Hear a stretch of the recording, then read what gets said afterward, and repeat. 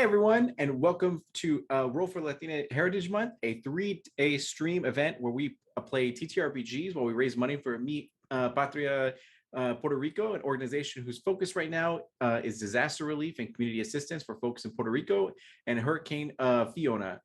Our donation goal is $1,500, which we're currently at 17%, so that's amazing. And you can help out with this by typing !donate in chat to get a link, or you can go to kofi.com/TTRPG gifts or TTRPG gifts to donate if you can.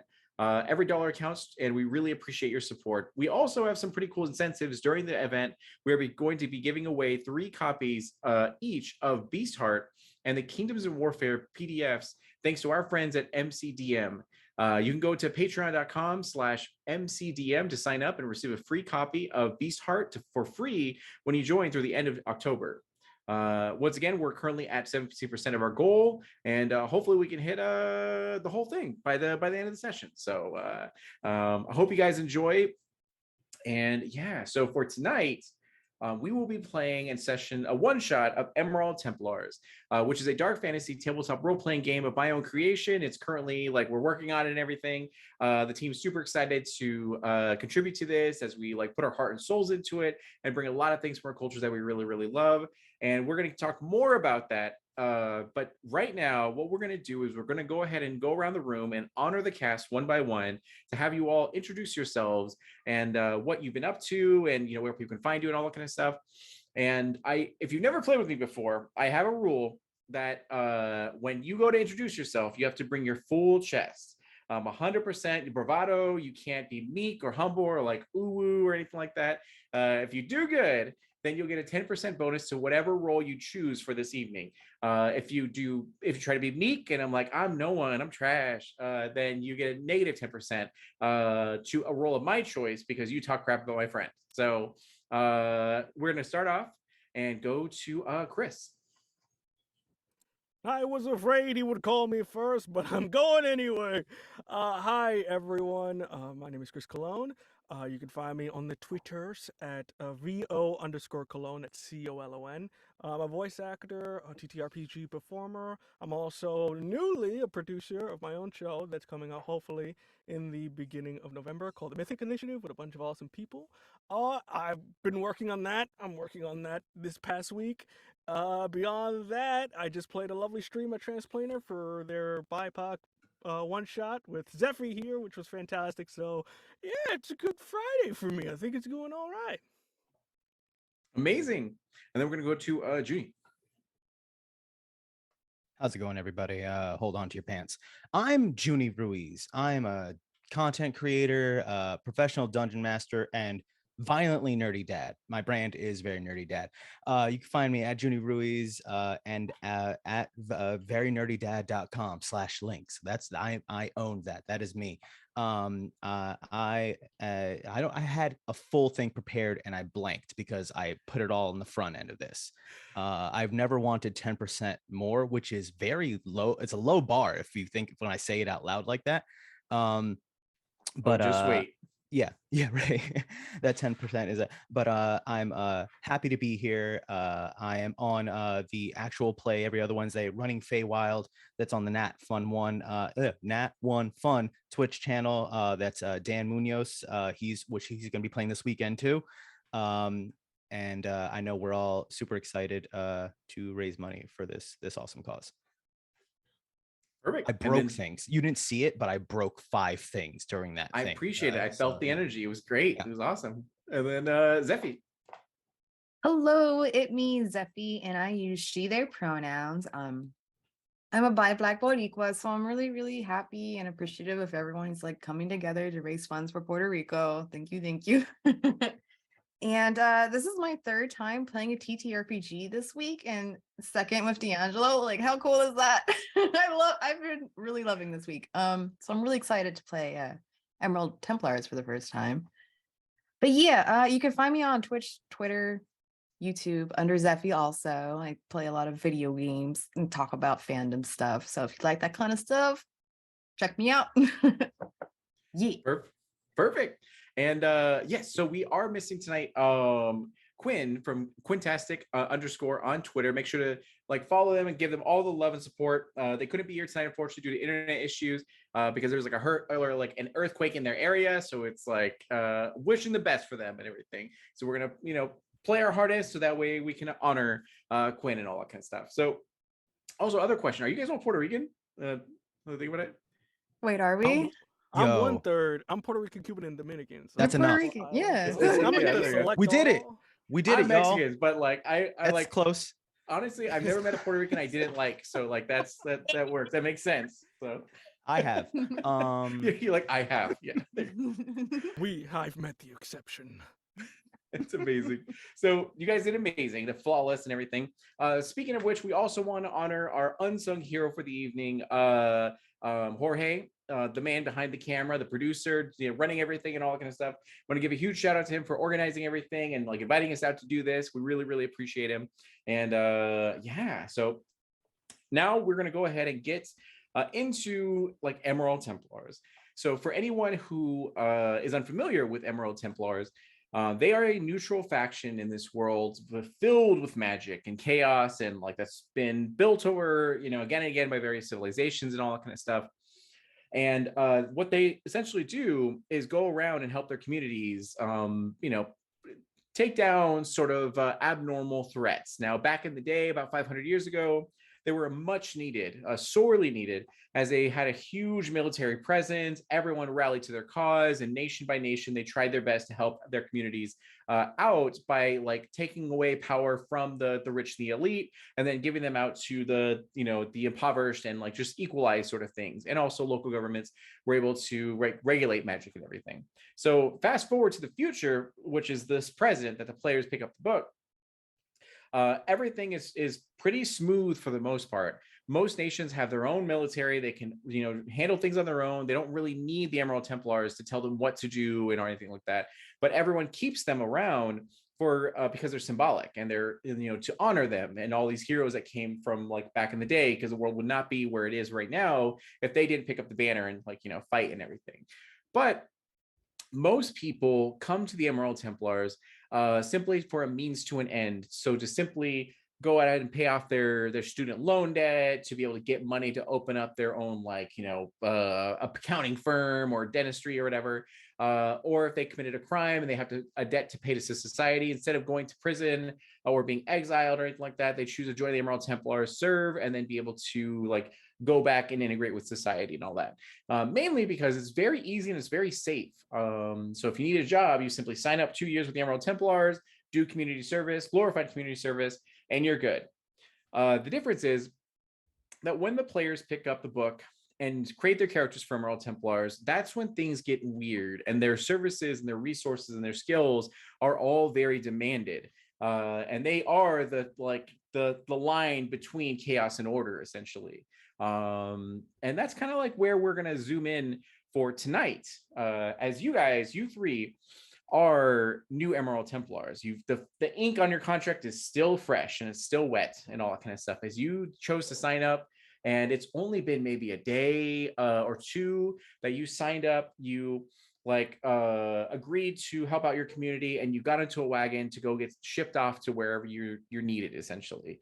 And you guys kind of met each other on this sort of like wagon journey over to the borderlands, in Mariposa, as you find yourself heading through this vast sort of jungles of that's this just encompassed by this illusion sort of magic from an ancient civilization. And even modern, arcanists don't really know how it operates or how to even stop it, but they just deal with it, sort of thing. And everything's very beautiful and vibrant. You literally see fairies and pixies everywhere you go, and all that stuff is just very normalized. But as you get through all this, you finally arrive to an outpost that is around a clearing in this jungle, this vast jungle where tons of stuff overgrow. And yet this land doesn't have any growth on it at all. And they kind of wave you over, being like, you see that there's one goblin in particular that seems very older. And he's like, oh, hey, you guys must be the new recruits, as your rider essentially stops. And was like, all right, kids, have a good time. You hope you have a, good ride, good company, stay safe. And as he begins to unload his sort of stuff. And you arrive to this outpost that you know that is where you're supposed to serve your 2 years essentially. Yeah, what is it that you would like to do at this time? Actually, let's go ahead and have you guys introduce your characters. So what you're going to do is you're going to go ahead and give a physical description of your character, and yeah, as you're getting off this sort of wagon or carriage, and we're going to go to Zeltzen. Yes. Okay. So Zeltzen, they're a Volgani priest with like dark long hair that's barely any curl to it, just almost like straight. And they keep looking far away, like they see something, but they don't see anything there. And they're dressed with this high collar like outfit, like basically a dress. Mhm. Similar to this, but instead of florals, it's just a simple brown color. And like you'll see like these cute gold bangles, but they just kind of clink and she doesn't seem to pay attention to them at all. Perfect. So Yeah. for your information, Volganis are these sort of like half humanoid, essentially like partial werewolves, essentially. So you have the canine eyes and everything, like very predators like. You have sharp fangs, sharp claws and everything. And at a whim, whenever you'd like to, you can go into your feral form, which transforms you into like a legit like werewolf sort of person. So keep that in mind. And I'm so hyped for that. and then perfect. And then Razgas. Razgaz is a goblin. You can see that they are sort of in this very kind of almost like piratey outfit, as they have an open white blouse. You see their sort of chiseled chin, green skin. They got a hat with a feather in it that seems to be slightly bigger than they are. Very posh, sort of black polished boots. As you see that they're just taking about the place and just admiring it all. Perfect. And Razgas, you're the thief, right? Yes, he is Okay, the thief. yeah. You definitely may have seen Razgaz on various posters in like certain towns and all that kind of stuff. And yeah, and then Walter. So as I'm getting off, I'm definitely trying to. Oh God, what did I hear? Something. Okay, there we go. I'm. Do I hear myself on things? Sorry. Uh, I'm basically trying to not let the fact that this guy called me a kid multiple times, because it was a running gag that got old real fast. I'm old. I'm real old. I retired a while ago, but I'm that kind of old that just can't not do something. So I signed up to do another stint in the military service. Um, Very drab clothing, scruff that is there to show that he doesn't want to take care of his face, but it's not like so out there where it's scraggly. And so it's like he keeps it in check, but it's still like he doesn't want to be within so it's got good salt and pepper in there, and just very gray and surly old man. Perfect. So as you three get off of this like wagon or carriage, and the merchant like guides is guided into the actual outpost as it's getting to like nighttime essentially, and you immediately are greeted with the sounds of music being played, as like there's a mariachi band that apparently is here, and they're like playing their like fullest as the sounds waft through the area. The smell of like tacos and enchiladas like kind of like filtered through the air as well, and it's just all is very like warm and welcoming. This is not what you expected when you decided to like serve and everything. You were told that this is like a very boring assignment, and this goblin that is Lieutenant Carlos, as he is like hey everyone, go ahead, come on in, like chill out, why don't you put your bags like into your rooms. We'll guide you later, but we'll get you guys food and we'll get you drinks and we'll just chill out tonight. We're all gonna party. It's like one of our friends' like birthdays, so it's like also like super chill. So it's good to meet you guys, as he kind of like summons you forward. Now everyone here has the skull and crown sigil on their person anywhere that anywhere that you guys would like, essentially. But everyone is required to have that sigil somewhere on them. That way, the community knows who you are and what you represent, and all that. And he goes like, was the road hard or long at all? As he's welcoming you in. No, and we had fairies to guide our way. Oh, perfect. You'll see tons of fairies. Never ever walk into the jungle. I don't know if you guys are from here or not, but you just, don't, if you see a good-looking man trying to tempt you into the woods, don't follow. Made that mistake, as he kind of like laughs hearty and then has you guys forward in it. And he goes like, wow, you guys look pretty like sturdy. Oh my gosh, we actually got like good recruits, as they like slap Walter's like armor. Is your armor like polished and pristine, or is it like dented and damaged from It's well kept, but also clearly really well used. Like it's functional. I'm assuming somebody has given me a plate of food, or I know how to get a plate of food. Because You haven't yet, but you know where it is. My eyes are definitely in I'm still in a new place, gather my surroundings. So it hasn't been too much talking, just not trying to be rude, but like just looking around, seeing what's what, and clocking the food and Sure. anything that jumps out. So with your general sort of awareness, you look around to see that this is like a sizable outpost. It's got a barracks. It has a great hall where all the food and everyone is. So currently, as people are like filtering sort of into the area, there's a little farming area to have like agriculture, and even the merchant that traveled with you guys, he's already inside, like getting a plate of food and like chowing down and everything. So it looks fine, as there's a giant valley just like of no vegetation. It's very weird, this clearing. As he looks to you guys and goes, did anyone tell you like what this place is about or anything like that? As he's still walking to the Great Hall. No, I'm uninformed. Oh yeah, they didn't give us the details, so we're not really too keen on the whole idea. He's like, oh, you're good, no worries. Trust me, it's like no problem at all. So apparently, and at this time, you guys get to the double doors of the Great Hall, and as you open up, you see one of the head chefs, who is like an orc, that is still in the apron and like the chef's hat and everything, covered in all these ingredients and everything.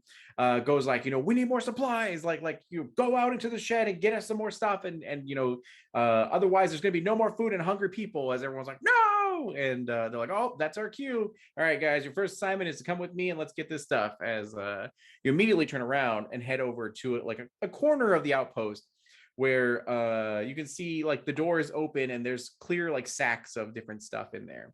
And he goes, well, it's like a cool story, but it's very boring for us. But essentially, there was once this like giant queendom that was here in this clearing, and they were very powerful. They said they had such powerful magic that not even today's like modern sort of arcanists or anything could rival it.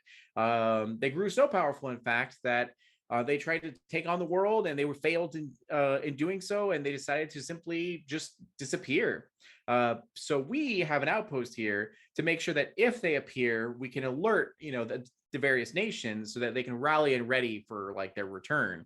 But apparently they were pretty gnarly and pretty dangerous. So but it's been like 900 years and they haven't been seen. So I doubt they're going to come tonight. As you guys are continuing to walk. And is there any questions that you like to ask or anything that you do? What is the state of the usual people that are sent? The usual the Emerald Templars, words. And he goes like, oh, I mean, they all are different types. There's some kids straight out of college. There are people who like want to make a name for themselves and be a great hero, and like all sorts of people. Some people looking to turn a new leaf, or simply, bide their time and go back to the same way, ways they came. And he goes, hey, you look familiar, as he looks over Razgaz. And then he's like, can't quite picture it though. It's the chin. It's very defined.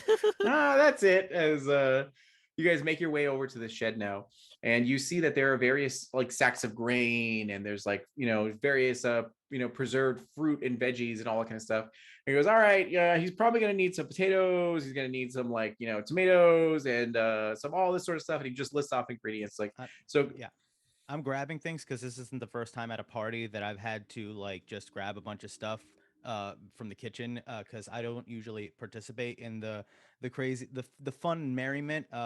It's Yeah. all my aunts discussing brujeria and all that stuff. I don't deal with all that. I just in what I know and what I see, so I can get these potatoes. So yeah, all the potatoes, as many as either before he says it or as he's saying, because I already know what's what, and just like but making all the old man noises that like should he be doing that? He's still doing it. So I mean he can lift it, but should he? And it's like okay. Let me help And then you. just Let me help no, you. I can no, assist. yeah, no, Please. no, no, no, no, So no, what? and a lot it was real exaggerated no's, but it's just only no. No, no, no, no, no, no. It's So insulting to him. Walter, what you're gonna Fine. do is the first roll of the dice. So you're gonna Don't go ahead make and me roll roll your. for potatoes. This is the You're first gonna roll. roll We're rolling for D10. potatoes. Potatoes and Okay. tomatoes. Exactly. All right, I'm rolling for Uh, dinner. So how the game works is you're gonna roll your D10, and on the D10 it represents 0 to 90%. So Okay. what'd you get there? I got a 10. So 10? 10%. So okay. with the 10%, you're gonna look to your strength, and then you're gonna Mhm. look to your hench, and you're gonna add those two together, and then add it to your dice total. Okay. If you have So- something like in a trade skill that's relevant, like athlete, for example, you can also add that if you'd like to. Yeah. Okay. I don't. So that's 10 plus 10. So I got 20. 20. Okay. So Yep. with the 20%, now these aren't like super heavy, crazy potatoes that you're like doing. So it does take a little bit of effort. Maybe your knees crack, your Oh, it's back. audible. Yeah, everybody Yeah. hears it. You don't know if it's armor, leather, or Walter, but something's this is all and You definitely just grunt a little no bit, and you have old man. some of the ingredients that you need, but there's still a little bit more. So Razgaz and Zelton, what you're going to do is you're going to go ahead and make an awareness and notice check. So go and roll your D10, and then add your awareness and notice. Do it because this is going to be like a grocery trip when you're trying to bring everything in from the car in one shot. So if you don't grab stuff before, Walter will embarrass himself trying to get more of these stuff back to the kitchen. And you hear that everyone's partying, and they're like, "They have the pinata!" As Oh, you guys gosh. Oh my Wait, I God, we forgot to missed grab the a dice. pinata. You You said grab awareness. one. yeah, right. Awareness and what? It'll be awareness and notice. So awareness will be an attribute, and a notice will be a skill. Yeah. I got 96. 96. Oh, you got a critical success. So that's perfect. You see everything. You even see that like Walter dropped his wallet, and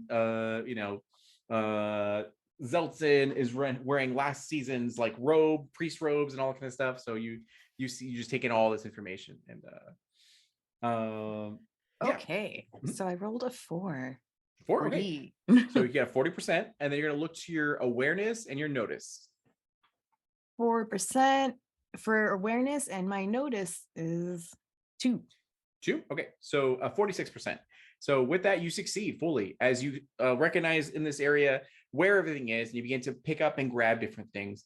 And you hear the sound of like, we'll like call him Lieutenant Chavez, as Lieutenant Chavez is like, thank you guys so much. My back is just like killing me, and I just can't like lift these things like you youngins. As he like definitely gestures to Walter, and he's like, good job. As at this time he goes like, yeah, once you guys get this stuff and then bring it into the Great Hall, you're gonna have the best food ever, dude. Like, oh my God, you don't even know. And as he says that, you suddenly like look back to him and see just a giant wall that's appeared. It destroys the shed, at least the entrance of it. And you see this like faintly thin sort of purple shimmer of our magic that's like casing the wall and everything. Now in this shed, there is a window that peeks out of it, and you can clearly see outside of it and all that kind of stuff. And it doesn't look like anything that this outpost, had or was about or anything like that. Yeah. I sadly drop the potatoes and everything. It's I can hear my grandmother scolding me in the back of my head that I'm just throwing these on, but I'm just making sure I ready myself because I was fully aware of the scene, and then this wall that wasn't there is there now, and so I'm just now not making a preemptive move, but just now in a clearly and everybody can see that I've turned, and I'm like, if anybody else didn't notice it or is taking it as seriously as I am, I am trying to command direction, like everyone, like go this way, look this way. So it's you can clearly see that the entrance to the shed and where Lieutenant Chavez was is no longer there. You hear him slightly as he goes like, "Oh my God, what's going on? Everyone get over here!" But it's very faint. It's very like muffled. Like, you know, it sounds like they're on the other side of this wall. So if you'd like to, you can easily climb out of the window, or you can do anything else. You know, you could be a distress eat or what have you. Yeah. I assume this is unusual. Yeah. I mean- Is the pinata around? I think Razgan is the pinata It is- safe?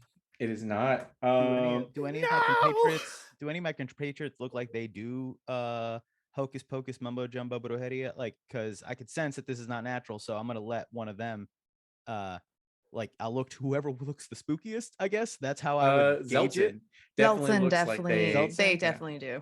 And give me 1 second. I gotta get my dog really quick. 1 second. Yeah. So it's definitely Guys, it's a look where it's like not trying to be insulting, but like, well, you're spooky. You know what I mean? It's like one of those like, it's like, what, old man? Are you serious? And it's like, but letting you try to take charge because he knows that this is not his strong suit. So I would definitely take a back seat here. I'm going to assume by your reactions, this is not the standard wall. All right. Let us approach. We can't leave him alone. No? Lieutenant Carlos?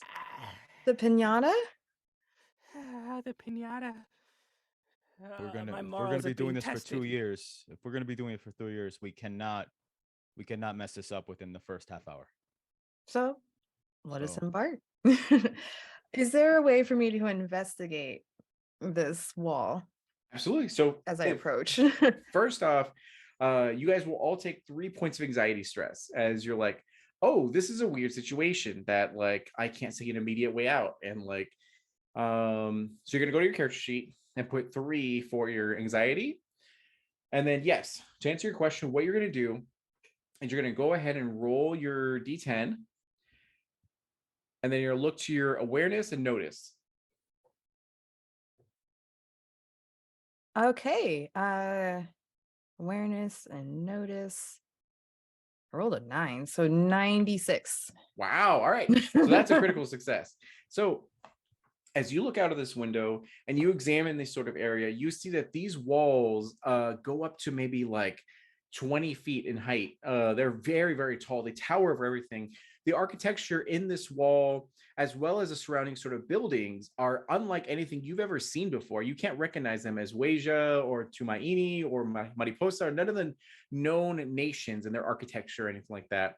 As you kind of look around, you see that the vegetation around here is also unlike anything you've ever seen, as these plants shimmer and shine, and they like, even as you blink, they change color and everything. As you see these sort of statues as well of these figures that seem like humanoid, not humans, but like humanoid, as they sort of stand in very awkward, sort of weird poses. And there's a faint sort of like glimmer of light that emanates from their eye sockets and everything.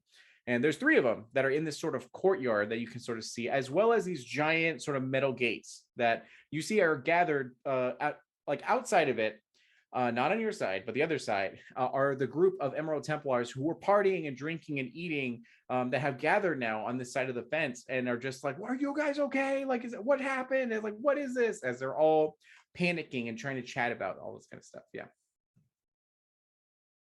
I am not familiar with this, and I convey everything you just did. Yeah. And I shout over, like, across to the other Emerald Templars, like, "We're fine. Do you require assistance?" So do you climb out of the actual shed? Oh yeah. Okay. So you do so. As does anyone else follow, or do you guys want to stay in the shed? I think I follow, just scream behind. We are securing the pinata. Everything will be okay. Perfect. And then Walter? Once I see them go and see that the leaving just requires normal mundane locomotion, I would just then do that, and there isn't any sort of weird thing I have to do to leave. Yeah, just, yeah, just noises and normal stuff. Yeah. Perfect. So as you get to this gate, you can see that there's the whole like compound is there on the other side of this gate. They're facing you, including Lieutenant Chavez. As they're like, "Are you guys okay?" Like, "Oh my God, we don't know what this is." Like as they look up to it, and they start to talk to one another, and they're like, "Do you think this is like Malazan?" Like, "There's no way." As they kind of like chat about it, and the lieutenant like steps up and he goes like, "Do you guys remember that story I just told you? Well, I think you guys like." Are the first ones in like 900 years to visit Malazan as they all like look at it and they touch the actual barrier, the arcane barrier, and it like cannot be penetrated as they take their weapons and like hit it. They use their spells and what have you, and there's nothing that can happen here. And they go like, "Listen, just stay safe. We're gonna call for backup. Just like do whatever you can to just stay alive and everything." So as they like call you and say this, is there anything you'd like to say or do in this time?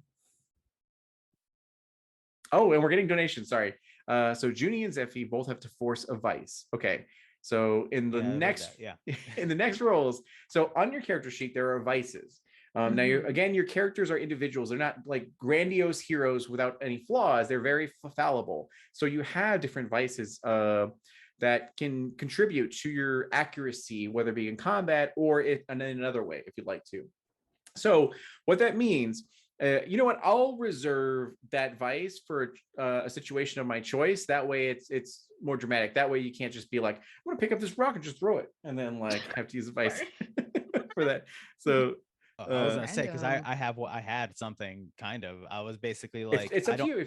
I don't know anything about this barrier or what this person is about, but if I get the vibe that like there's something that needs being dealt with, I would just immediately draw my weapon and just look for whatever stands out that looks like the source of this, or to what can I smite? You know what I mean? Just I'm looking for if there's a problem that I can solve with violence. And unfortunately, that's how this old man does this. That's fine. I don't know how pride or wrath go into it, but those look like that goes into this somehow. So I know that those will be somehow probably incorporated. You just tell me what I have to do. That's fine. So you guys look around there's nothing that happens as they're telling you, just like stay safe. We're gonna get back up. Like, just do whatever you can. Just like stay alive. Essentially, you guys are just recruits. You don't have to risk your lives for anything like that. As they're talking to you and they're saying this, the vegetation sort of on the ground begins to grow over these sort of gates and separating you, your senses from them. As their voice begins to get more and more muffled and everything, you realize there's some sentience to this sort of like vegetation as it's able to move around like this, but you're unsure of what actually is controlling it.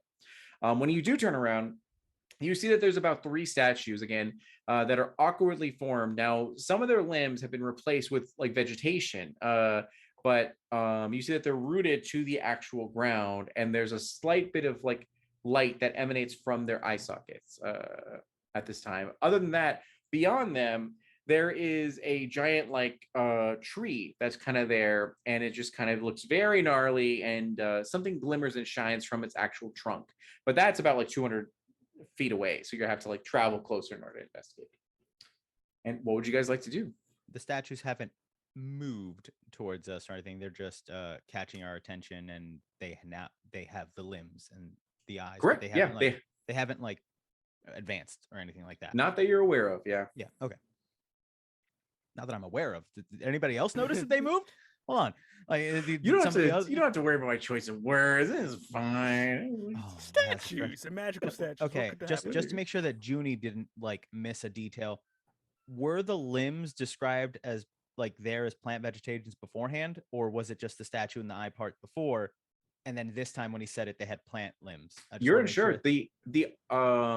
The like masonry on these statues is immaculate. They look so lifelike to you. But then there are shattered arms and legs that kind of like were replaced with vegetation, as it looks like a limb, but it's vines and roots and plants and all that kind of stuff. And okay. To the only person here that I know knows anything to do with spooky things, as I dub this, I default. What's kept me alive is defaulting to authority. when there's somebody better at something than me. So I'm gonna look and just to, I don't know what height wise, if you're taller or smaller than me, but I'm just gonna go like, so what do we do? They're What do about 5'8", I would say. I'm looking at you square in the, I don't know how should I, am I short? I'm old. And I'm your short. second on your Older second people sheet, get shorter. Yeah. Okay, Yeah. there you go, yeah. I'm Perfect. looking up at you. Yes, there we go. Oh, Looking there's up at official you. heights for us. Whoops. Oh, you're fine. I'm You definitely it's like your a character. You can do whatever you skyscraper. want. No, they're 6'1". I was like, I'm older, so I'm assuming I'm smaller. So I was like, old people shrink, the spine collapses. Yeah, so Don't tell me that. I'm viejito height, but with soldier attitude. There we go. So we can That's it. imagine that every like minute or so you pull out a handkerchief and just like cough into it and then like put it away. Like, That, yeah, you know what? Now that you say that, that's they're probably happening without me realizing it. Yeah, he probably doesn't realize that. yeah. Real loud, it's gross. Ew. It's gross. Yeah, Oh God. I regret He's the you same saying one. that. I don't like that. That's canon now. I'm upset. So, is there anything you like to do in this time? No. I can't believe Zeltson is like another tree. That's so funny. I love that for them. Anyway, okay. How fortunate are we to witness something 900 years in the making? I would like to investigate. Are you two in? There's something I see in the distance. I can't quite tell from Why here. are you so excited about, like, this is potentially a problem? This isn't, your joy confuses him. He's very confused by your attitude on this one. What do you? We are witnessing none of recent have witnessed. How joyous is that? That's how it starts. It's always, ooh, ah, and then give it a couple minutes, we'll start screaming and running and fighting for our lives. I agree Does with that part of frequently that. happen to you? Yes, the road is very dangerous and full of weird things. I agree with part of that. But we can't let our guard down. This is and he pokes the plants that are now dividing him from where it's just like, if When I've you poke never- them, they begin to like move away or like just they respond essentially. Yeah. Could I violence them away? Can I machete them like just like out of this? I just was like, I didn't want If to you touch them. want, that's I fine. poke one. Then I'm just like, hey, oh, wait, hold on, Mira. And then I'm just gonna start just attacking the plant and just see, it's like, oh, we can just get out of here and just see if we can fight our way out back the way we came. Shortest one shot. Sure. You end up hitting the plants and they react, as like you go to like touch them like softly and they just retreat essentially, like they don't want to be touched. And as you go to force yourself onto them, you hear the sounds of like screaming and weeping and like pleas for help from the mouthpieces of the actual statues as the illumination from the eye sockets grow immensely. If anyone's nearby one of the statues, they can clearly hear like 3 or 4 voices from it that are all distinct, all different tones and all different like messages. Yeah. I hate how this portrays me, but do I get any progress in getting out? No, like the for every like vine you collapse, like 3 more sort of take its place and everything. Okay. Then unfortunately, this probably just goes on longer than it should have. Because he would still go, oh yeah, well, I'm hurting them, that means I'm winning. That like he would think like, okay, I'm getting out then because I'm obviously making them hurt. But yeah, then eventually it would stop. Perhaps you Right, should so- not attack that which you do not understand. That's what's worked for me before, and as you can see, I'm still alive. Observe where you are standing. I observe. Has where I'm progress standing. been made? Well, now we know that those It has those not. plants are connected to these plants. We know that. We figured that out. So They are also screaming. well, right. That, yes, So- we learned that too. We learned that these plants can scream, and that is not natural. At this time, as the words fall off of your lips and everything, you begin to hear the sounds of like vegetation just rapidly moving, essentially, as it wraps around Walter's legs and it wraps around Zeltson's legs. Oh no! So it'll be a 80% against your defense value, Walter. So if, on the first sheet, you're gonna look to like the upper right. It should say defense value, and what is that number? It's 44.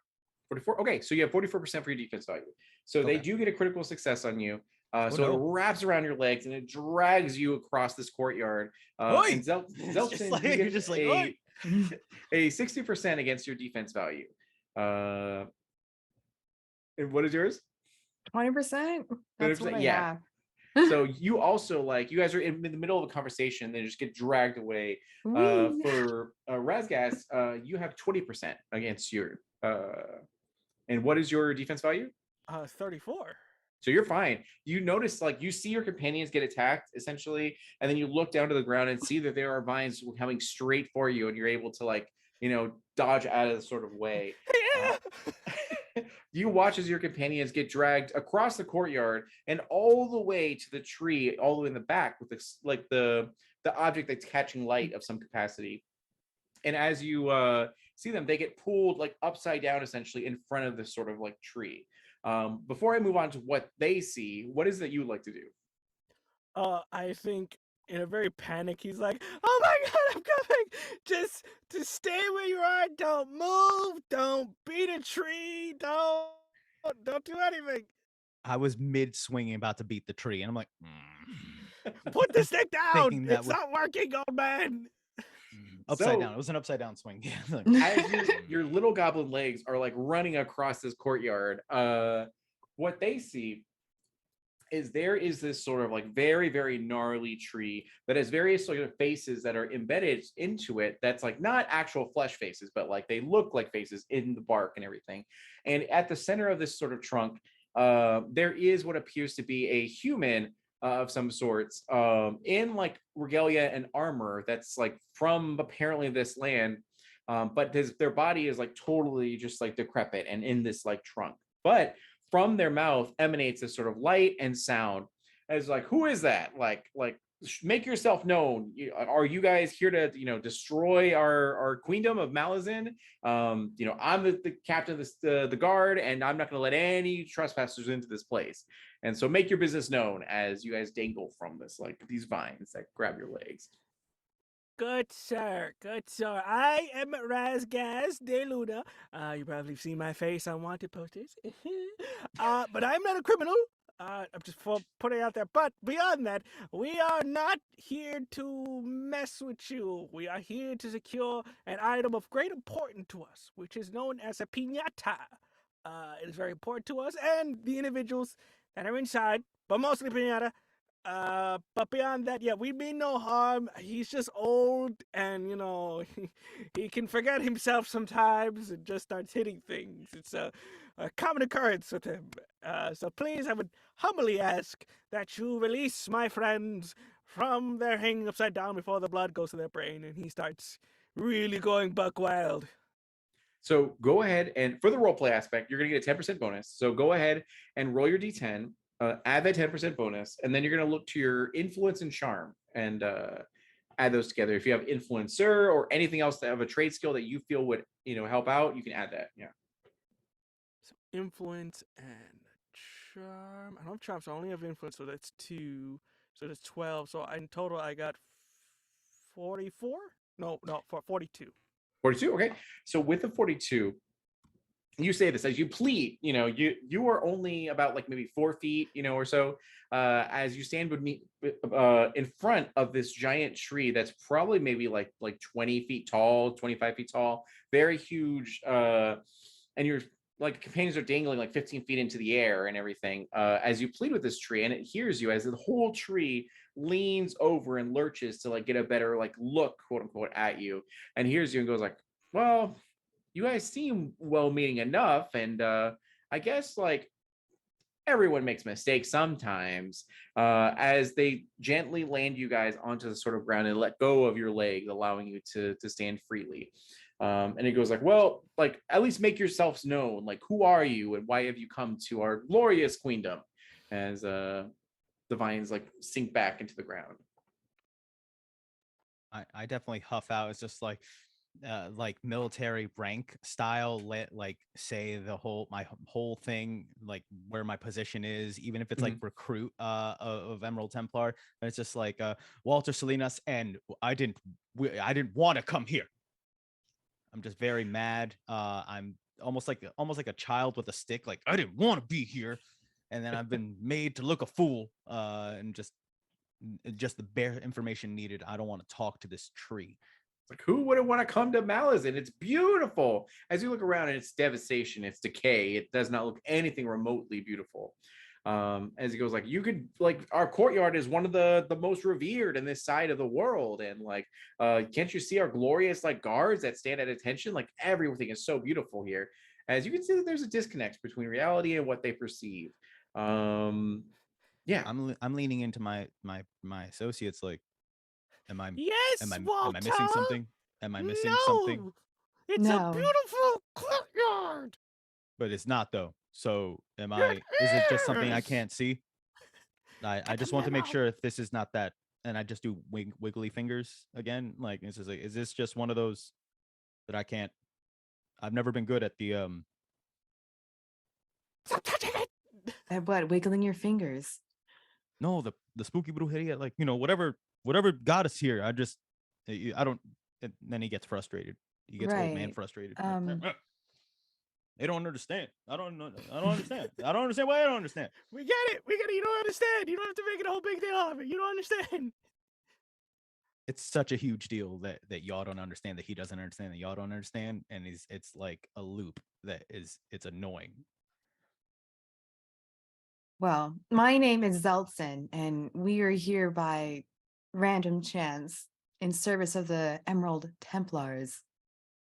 as you say this, now everyone knows who the Emerald Templars are, but they don't register anything. Granted, you can't read the facial expressions of this like decrepit corpse and this like trunk of the tree, but they go like, Emerald Templars, I don't think I've ever heard of your like faction before, but that's okay. Sometimes people get lost. It happens all the time. That's one of the things we're here to do, is help the common folk. So what you're going to want to do is you're probably going to want to talk to the princess, because she's probably going to be able to help you out. But I kind of want to ask like a small little favor from you guys. As you see the tree begin to do the ooh sort of thing with its vines, and yeah, it's like it's like, normally I don't ask this kind of stuff, but I'm preoccupied because I got to stay here and stand guard, and my shift ends in like a couple hours, so like I just need like a favor, and I'll like guide you to where you can go to see the princess, and whatever assistance you need, whether it be to leave or what have you, you could definitely like get help with that. I'm amenable to this. I Like- do like giving favors. I don't. So you hang us upside down, and then guy. you want to slack off on your job or something. And It's like, well, I'm he- not slacking off. No I'm one just- said He's that. elderly. Don't want- mind him. No, you mind me. You mind me right now. I will be seen. You're And botching I- this. You're botching this. So one of the vines wraps around an object in the hand of the corpse, essentially, that's in the trunk of the tree, that seems to be a very yellowed and faded sort of scroll that's been there for quite a while. Some of it chips off as it's pulled or pried from these dead fingers, and it like hands it over to you guys. Like, there's a woman like in the next area, the common quarters, named Sierra, and I really want to like express my feelings to her, but I like haven't been able to do so in person. So I want to be able to give her this, and like hopefully she'll respond. Don't tell, you know what? Don't even tell me how she responds. I'll just deal with it later. I can just like quit my job, fake my death, and move to a new town if she doesn't like it. And they hand you this scroll. Do you take it, or do you say no? So is this somebody in the tree or the tree itself? I just want to make sure that. So like, what you're looking at is like a this Pocahontas weird situation where it's the tree and it has a face. No, it is a D'Angelo horror situation where it's a tree and there's a corpse in the trunk, and like from the mouth of the corpse speaks to you of this sort of Okay. So right. some weird magic's happening here. Yeah. I'm not helping the tree that shouldn't exist. So I definitely don't advance on the scroll. Also, I think he shouldn't be talking about this while he's working as a guard. You should be taking your job seriously, not trying to have somebody help Who's you your supervisor? pick up. Yeah, exactly. Like, no, you shouldn't be trying to get people to get send a love letter for you. So I'm just like, this is stupid. Who am I to come between love? I will deliver your letter. It's like, I would oh, aid in this mission. like, thank you. I appreciate you guys so much. As you watch, as there's like very thick roots that cover an area behind him, and as they kind of like draw away and go into the sort of ground, it reveals a tunnel, and it goes, you're just going to go that way, as one of the vines like points you to that area, and you're going to be able to like take the elevator up, and it'll take you to the common quarters, and like enjoy the artwork and the ornate designs that you're going to find there. It's some of the best in the land. Like our people put a lot of heart and soul into everything we do, and arts is definitely one of the top tier. So thank you again for everything, and I hope your journey is like super easy, and like goodbye, as they wave to you, and they like continue to stand guard. So in this time, you're in this courtyard. The tunnel's in front of you. It's like impenetrable darkness. You do have in your standard Emerald Templar safety kit torches if you'd like them, but Zelton, I think you have, yeah, okay.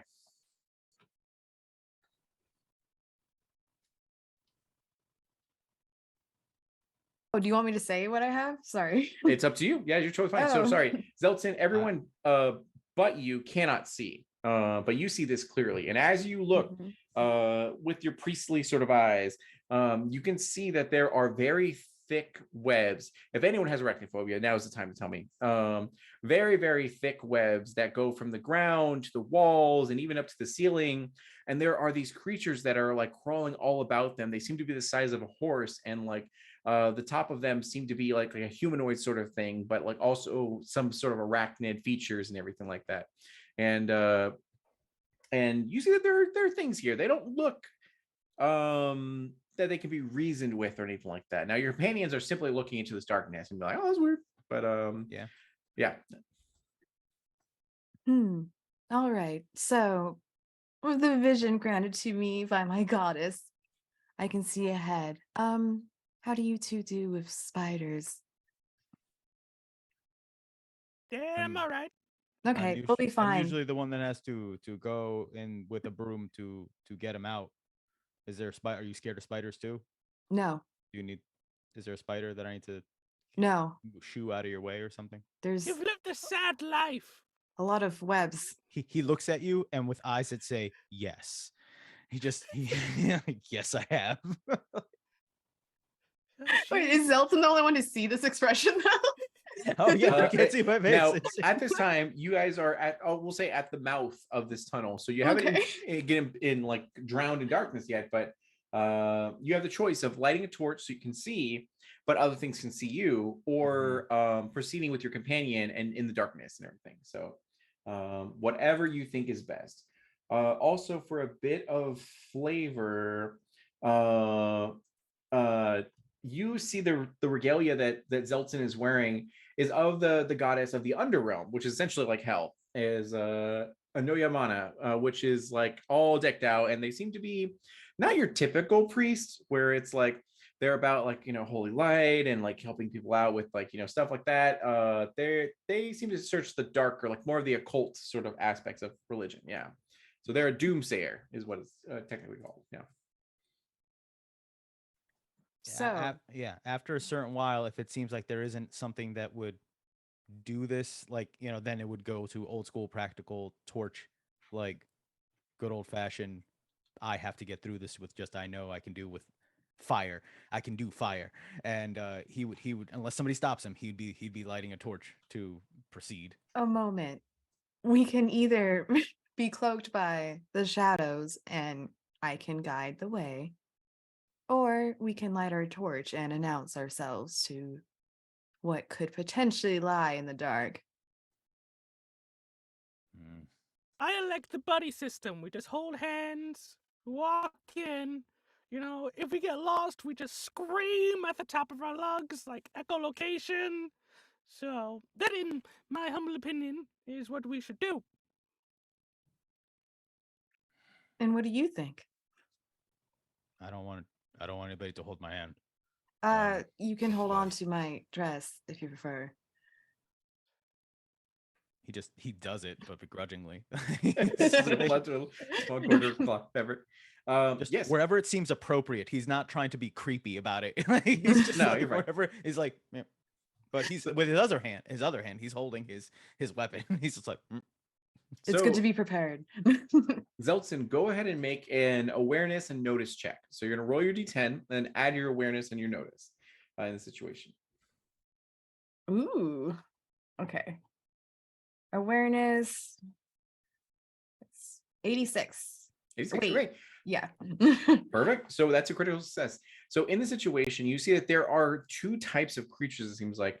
There are a lot of these like malformed creatures that seem very feral that are on the ground. They don't seem to be able to climb up walls or go onto webs at all. They're just sort of like the size of medium-sized dogs, essentially, as they go and like are fighting each other and devouring corpses or what have you and everything. But the other one being that you see is this like 8-foot tall sort of arachnid creature that is like the bottom half is a like spider-like creature. The top half is also humanoid, very feminine, but has a lot of arachnid sort of features where it's like, 8 eyes and like a few like arm limbs and everything. And it seems to like wring its hands as it looks straight to you and straight to your companions from the ceiling as it like is saying something. Now with your critical success, you hear what they're saying as like, oh my God, they're like such beautiful creatures. The princess would love to see them. Like they that's a perfect prize. Yes, I have to have them. As you see her begin to descend like down to kind of like approach you guys. Now, you can tell that she is under the perception that you don't see her, but you absolutely see her. Your companions are still talking and chatting and everything as they're like walking into this area. Is there anything you'd like to say, or would you just like to let it wash over you? Greetings, fair creature. It stops immediately as it goes, "Oh," as it goes, "Oh, you can see me. Oh my gosh, this is like, I thought you didn't have any sort of intelligence," as it like strings down all the way. And the two of you can hear another voice here. But you can't see because it's like pitch black darkness. So is there anything that you like to say? May my companions light a torch so they can also witness your beauty. As it is they're only like, me who can see. as you ask this, they go, "Oh, no, you don't want to light give light anywhere, because those things are going to see you guys. Like these fledglings are going to be able to see you, and they're going to attack you, and you are too precious, you are too like perfect to be harmed in this way. Like please, let me help you. I have a way to make sure that you will survive, and you will act as a prize for our princess, and it'll be perfect and like good all around." As they immediately begin to spin this sort of web as a sort of bridge to like make for you guys. Now again, Razgaz and Walter, you hear things, and you can even do we understand it like that somebody's offering us up as a gift? I didn't say that, Oh but no, was it? Oh, okay. I misheard. It's like a gift for our princess or something like that. That's what I thought. That's how that was. But okay, yeah, okay. Actually, I retract that. Yes, that's what you heard.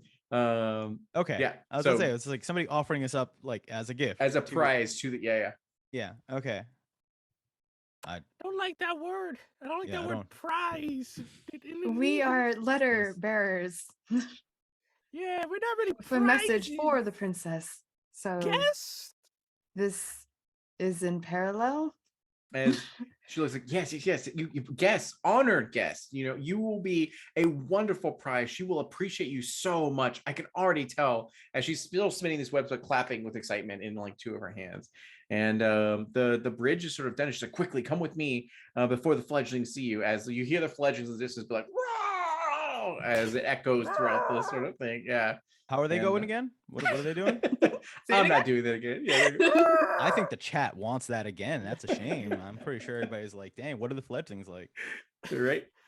So if you want to, you can light a torch if you feel like uncomfortable with this darkness. Actually, those of you that can't see will take 5 points of anxiety as you're in this pitch black darkness. You're feeling spider breath on you, and you're being guided to an unknown location and being told you're going to be offered up to some other sort of being. So yeah.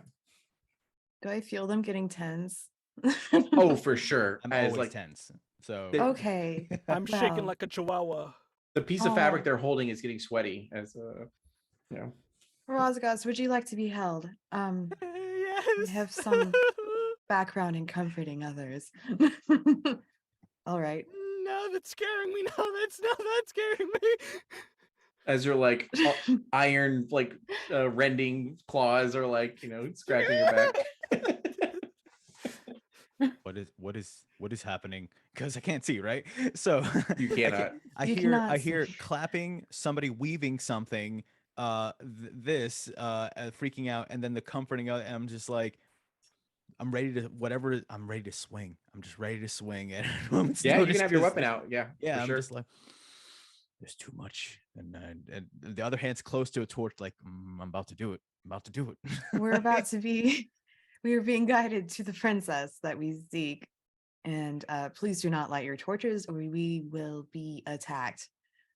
As you hear the sounds of the fledglings growing louder, as she's like, quickly come with me, as she begins to whisper to you guys and like guides you over Whisper here. time. Now, as you look to her, she doesn't seem to have any weapons. Like she does have regalia of some kind, like some sort of clothing that looks kind of pristine, you can assume.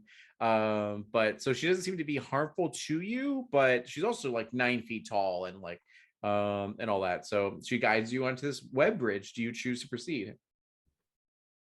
Okay. Zelson will. So the three of Dustin's you, holding me. Why is so- the floor sticky and swinging? What's happening? Hold on, where are we going? We are no, being just go. guided by an arachnid. quiet, sorry, beautiful what? one, as Oh, you're the beautiful one. as Do I Wow, say, pretty what's an quiet. arachnid, and what do you mean? What do you mean we're being? I don't know if you described did you describe the person to us, or did we just know that, hey, we don't need to turn on light? Because there's I- different.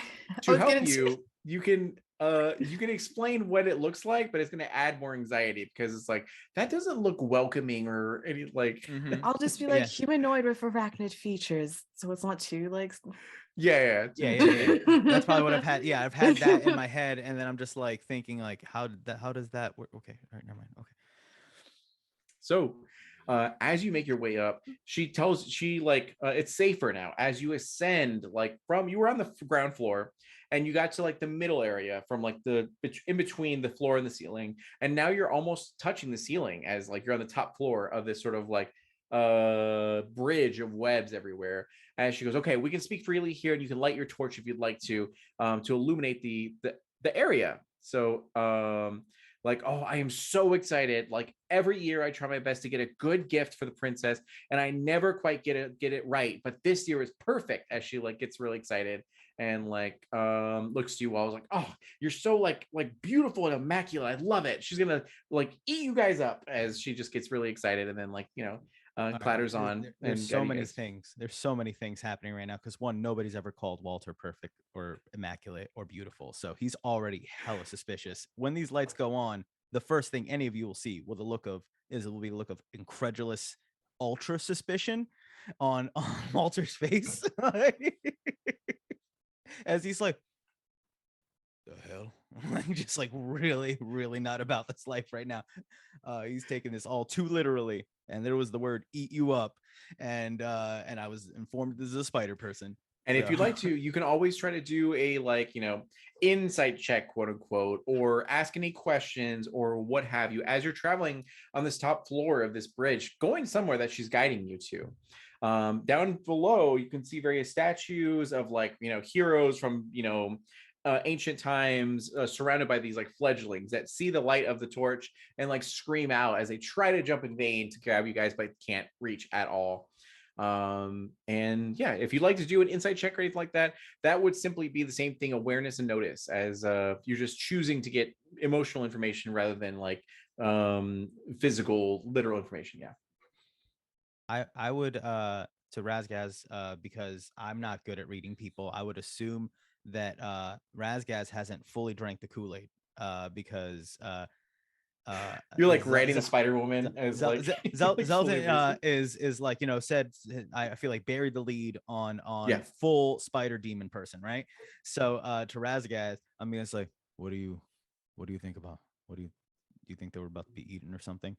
And if you want to do a check, I can use one of my techniques where it's I demand results, and you can add a bonus, 10%. I take anxiety, but if I'm using that correctly, that's Yeah, what I would fine. what I would do. I would ask you, but in a real like you need aggressive to tell me. way. Like, yeah, really aggressive. Like, you know, it's like, so what do you think? It's the most aggressive opinion ask ever. What do you think? What do you think? What do you think? Oh, Swear to God. me. Exactly. Yeah, there you go. I think he's gonna do it, but before he does, he can say, "I'm on a 50-50 here, buddy," because it's like, yeah, she meant the whole prize and eat, but also she's hot, so like this is a 50-50. I'm gonna just better She safe than is very sorry. attractive. Her spider booty is a dump truck, so you do see that. Yeah. I mean, come on, my guy. I assume that there's definitely magic clouding everybody's vision because I've seen a lot of beauty talk. I look beautiful, apparently. So I don't have either. I have a superpower for the first time in my life where I can see through illusion, or it's just I can't see what everybody else sees because I don't have mumbo jumbo. Because I'm like, we're different people. We're just different people. My God, that's the self-talk right there. We'll talk about that later. We're gonna work on your self-esteem, but I'm gonna double check because you know what? Better safe than sorry. And what am I gonna roll here? Awareness and notice. If you have anything that you feel would help, like criminal, because you've dealt with some shady characters in the past, and you know what lies are like and deception, so that makes sense that you would be able to use that to your advantage here and all that. But yeah. And you would get an extra 10%. And I gained 4 stress on the D4. Okay, so 10%. So I'll probably do awareness, notice, and criminal. I actually don't have criminal. What do you know? So I'll just do awareness and notice. Apparently I could cook, but I'll just do awareness. So that's 6 or 16. So then that's 60. Oh no, 16. But that's 76. There we go. 76. Okay. So with the 76, you end up getting a critical success on this. As you look to this creature and you see their expressions and you hear them like muttering and whispering, it's like, oh my God, I'm gonna get elevated in status. I'll have a better house now. Like I can provide for my family. This can be so great. Oh, she's gonna be so happy with this. As she like claps and it goes like and continues to get giddy as she goes like, and they're gonna have a great time. They're gonna eat like amazing food. Listen, like everyone wins here. It's great. As like she gets like super excited. So use it for all intents and purposes. It seems like she's legit. Like she's being very genuine. Yeah. I think you gotta relays that back, and I'm like, she's on the level right now. This is actually going to help her life. We're gonna change her life here, buddy. All right. So I think we're good for now. Put the stick down. But beyond that, I think we're okay. I only lower it slightly. It's still there though. It's like just enough to go. I kind of. That's fine because from the shadows, you're surprised to see it, but Zilton's not. As you see another of these spider women that comes through, and like they have like these trinkets and these sort of baubles in their hands that look to be like gems, necklaces, sort of like jewelry and all that sort of stuff. As they go like, Amaya, what are you doing here? And she goes like, oh my God, like it's good to see you. Look what I found. Like this is gonna be a great gift. Like it's so smart of me. I'm so lucky to have found this.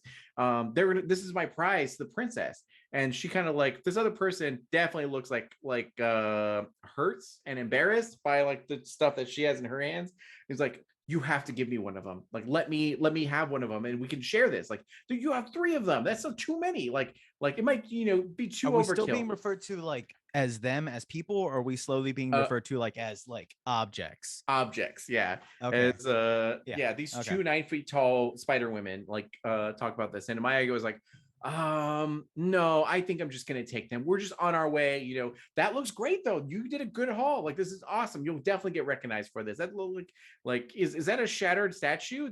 She loves shattered statues. And then I was like, we gotta go now. We'll see you later. Bye. And she kind of like huffs and puffs, goes like, no, you're not gonna leave. Like you're gonna give me one of them. As she begins to get aggressive. Not only that, but on the back of her spider abdomen, I forgot what they're called. You see the wriggling and sort of like of different objects that are sort of on this like spider booty. I forgot what they're called. Is it thorax? Thorax, that's right, thorax. I was gonna say that, but I was like, I don't want to be the one to be wrong. I'm not gonna say thorax. Thorax, yeah. So on her thorax, you see that there's wriggling sort of things that are on there. You could assume they might be like spider babies that are sort of there. And she's getting aggressive as Amaya goes like, oh, get behind me. Like things might get weird. Like I'm not a fighter, but like, we'll try to deal with this. As Yeah, she comes like, and she pulls out a sword that looks pretty gnarly and pretty cool. Yeah. I think Razgas tries to get like, lovely creatures. I volunteer myself. I am a gift in itself. I'm 2 times worth these people. So Annie, you have them. She can have me. I think it's a win-win for everybody. So, yeah, I think we're all going to the same place. You know, like let's go together. Let's have a party. That noise in the beginning. So you say this to them. Now, what happens is Amaya, who's your Spider Woman, essentially says sort of like, no, I found you guys, so therefore I am going to go ahead and deliver you. She always like mishandles her gifts. She'll probably break you, like on the transport there. As she goes like, no, I won't. As she like drops accidentally like a statue and it shatters like all the way to the floor. And it's like, boy. How about we do a joint effort? We can, 2 of you come together. It shows that not only do you have great leadership capability skills, but you also have very good team building among you. And, you can both get promoted. It's a shared gift. It's an overhaul, you can just write on the end of it, it was the both of you. And you look great. It's great PR. So go ahead and roll your influence and charm, and then as well as your D10. Yeah. Oh boy. Influence and charm. Influence. Corporate Razgaz wisdom. Charm. Exactly. Yeah, there you go. That's going to be a 24. 24. It is a failure. So you're going to take one. Oh, do I not? Oh, yeah, there it is. All right. You're going to take 2 points of anger, stress, as you speak this, and then if you want, no, never mind. So you speak this into existence as you kind of like chat about this and debate. As they're like, no, Maya never shares anything, so therefore I'm going to take you guys by force. And she's like, as she just gets really aggressive and has a sword in her hand, like, I guess I can take like half of one of you, and that'll probably still be good enough. As what? Throw hands. So what you're going to do in this situation, as the screen cracks and shatters, as you guys all get into turn-based combat situation. So what you're going to do is you're going to go ahead and roll your D10, and it's going to be your agility and nimble, and that's going to be your initiative. Yeah. Actually, yeah, we'll do initiative, and then we'll take a break really quick. So Zeltsin, and then I was like, why is my nimbles nothing? And I was like, I'm old. Why can't I move? Oh, wait. I got a very confident 24. 24, okay. So we're adding agility and nimbleness, you said? Correct. Yep. And the D10. Yeah. 12%. Perfect. And then Razgaz. 60. 16 or 60? 60. Okay, perfect. 60. And then Spider Woman gets Spider Woman. a 58%. Okay. Perfect. So we're going to go ahead and take a small break and then throw hands afterwards. Thank you again for donating and supporting and doing all this sort of stuff. We really, really appreciate you. And we will be back very, very soon.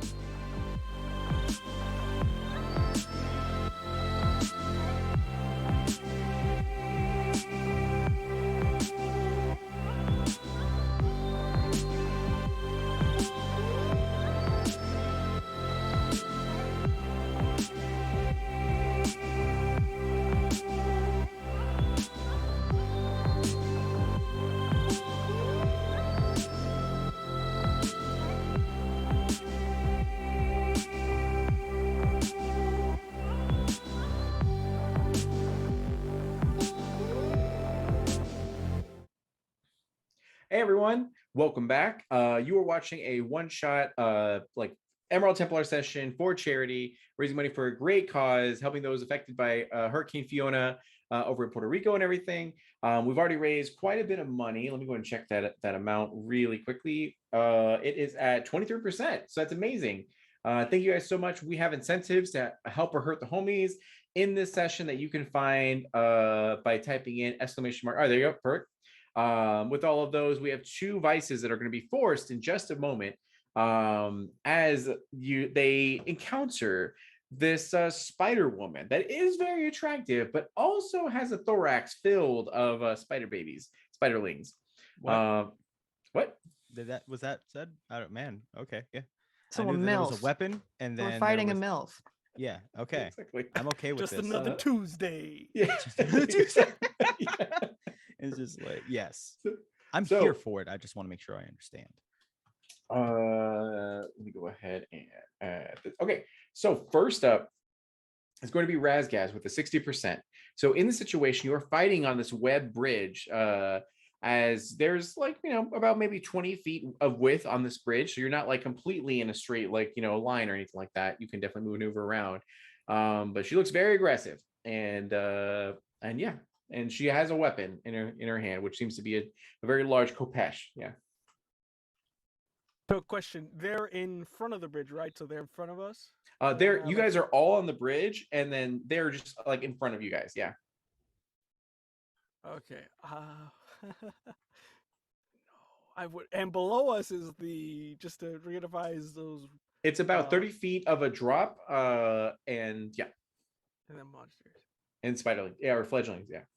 Okay, I'll save that for later in case anything. I think I kind of real quick just everybody get to the other side and just proceeds to rush the lady and just attack her. I believe he can do this because of his ability here, rigged fight. So I get to make 2 attacks because I get Correct, an additional attack. So in Emerald Templars, you have a primary action, a secondary action, and a movement action. However, if you choose to sacrifice your movement action, you can attack twice. So for example, for Zeltsin, or if you choose to stay where you are and use your crossbow, you can like use your crossbow for your primary action and then stay where you are, meaning you sacrifice your movement and then get to attack again. But keep in mind, every time you attack, you accumulate stress. So you have to decide if you want to like go all, in and just accumulate that stress, or like let it, go, yeah, pace it out, pace yourself. Yeah. I think he just goes full on Rambo and just takes out his Sure. cross like just keep fire. He fires everything he has in his lady. For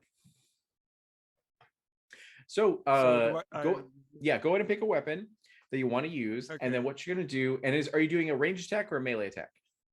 I'll do range so I can do all my. So I'll be doing 3 attacks. I'm not gonna move, so I'll do my Okay. attack and then secondary and then my. Sure. So what I what you're get going for to my do bonus here. is you're going to go ahead and roll your D10, and then it's going to be your agility and your fight score, which if you look to the upper right of your sheet, that math is already done for you. So it'll be like a bonus of like, I think it's like 12 or 14% for you or something like that. And then so that way you can roll your D10 and then just add that number to it. Okay, so I do 3 of these, right? 3 D10s. Correct. Go ahead and do it one by one though. So like, yeah, roll your Okay. D10 for the first one.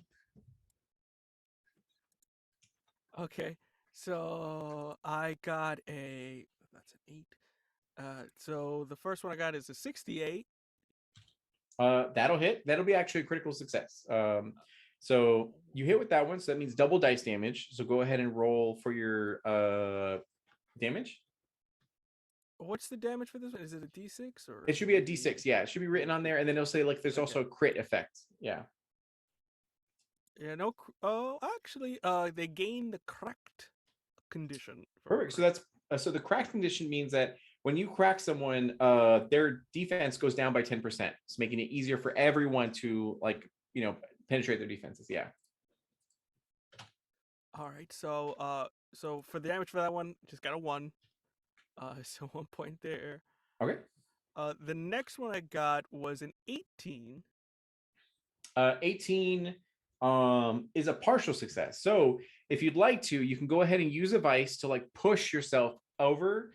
So you have to look to your vices and see which one you want to use. The problem with vices, though, is that you get whatever it says there in percentage wise, you get to add that to your accuracy score, but you take that amount also in your stress. So if you have 8%, then you're going to take 8 either anxiety or anger, depending on what you feel is most relevant in this situation.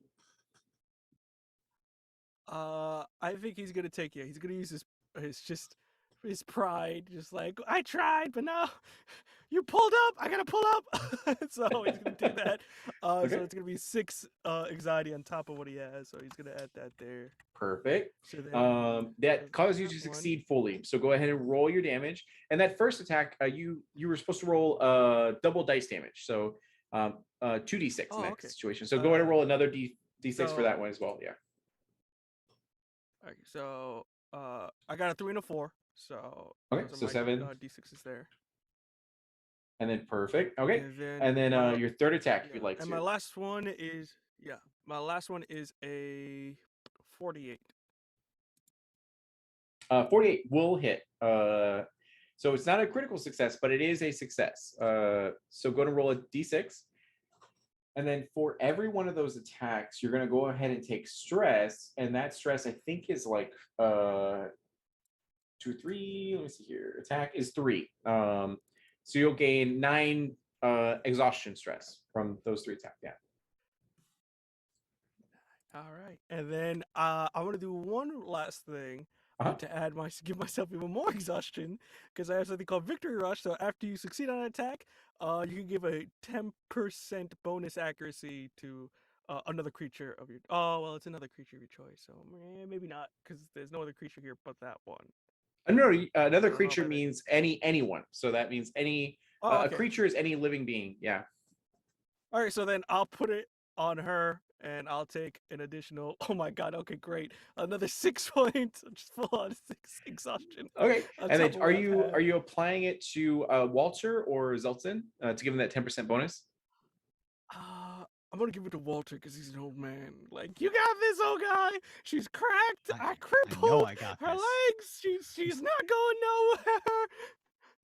Sure. So you do that. You see your companion, your goblin companion, like load his crossbow, fire, load it, fire in a rapid fire sort of motion, and you feel your like hope swell in your sort of breast, Walter, as you see this. So the next one up is actually the spider woman, as she clambers forward, as she goes like, you're going to be a great prize. You could even fight really well, as she has like these like bolts that are sticking out of her exoskeleton, and she rushes over to you. Looking on the And bright side, this person's so like positive. right, they're gonna get an 100% on you, Razgaz. So they take their Kopesh, that's quite large, and then strike you as hard as they can, which is going to deal 10 points of physical damage as they slash into you. And they move to get to you, so they don't get that second attack. But there are little spiderlings that shoot off of her thorax, one of which goes to Zeltsin and tries to go over. Oh my god! And is going to get 110% on this. What? So that's a Excuse me? critical success. Yeah. So the spiraling, it's just a spider. It's just a spiraling, so it's not that bad, right? So this spiraling jumps off of the thorax and goes over to you, and like you're focused on the big, like, creature that you don't even notice until last minute, that you see something riding up your actual like dress sort of leg and everything. So they do double damage for this. Actually, that's too much. They're a little tiny spider thing. So it'll be 3 and 2, so about 5 damage that'll be done to you as they just, their fangs find purchase, and you feel them inject something into you, meaning that you're poisoned for 1 turn. So next turn, the start of your turn, you're gonna take 1d4 damage. It's poison damage, so if you have any resistances to poison, then you can like have that essentially. And then the other spiderling goes to Walter. This super ironclad creature, and that's a 20%. Yes, Mine's 44%. does nothing. Yeah. You watch as their fangs like break as they try to bite into your leg armor, And Like a and they chihuahua. Then I'm like, get away. No. like stop as Nope. the verdict. So after that, it's going to go ahead and go up to Walter with a 24. Nope.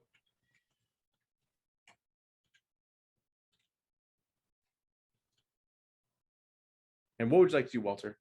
Oh, it's my turn. Okay, yeah. Yeah. So I think emboldened by Razgaz, his I got that motivation.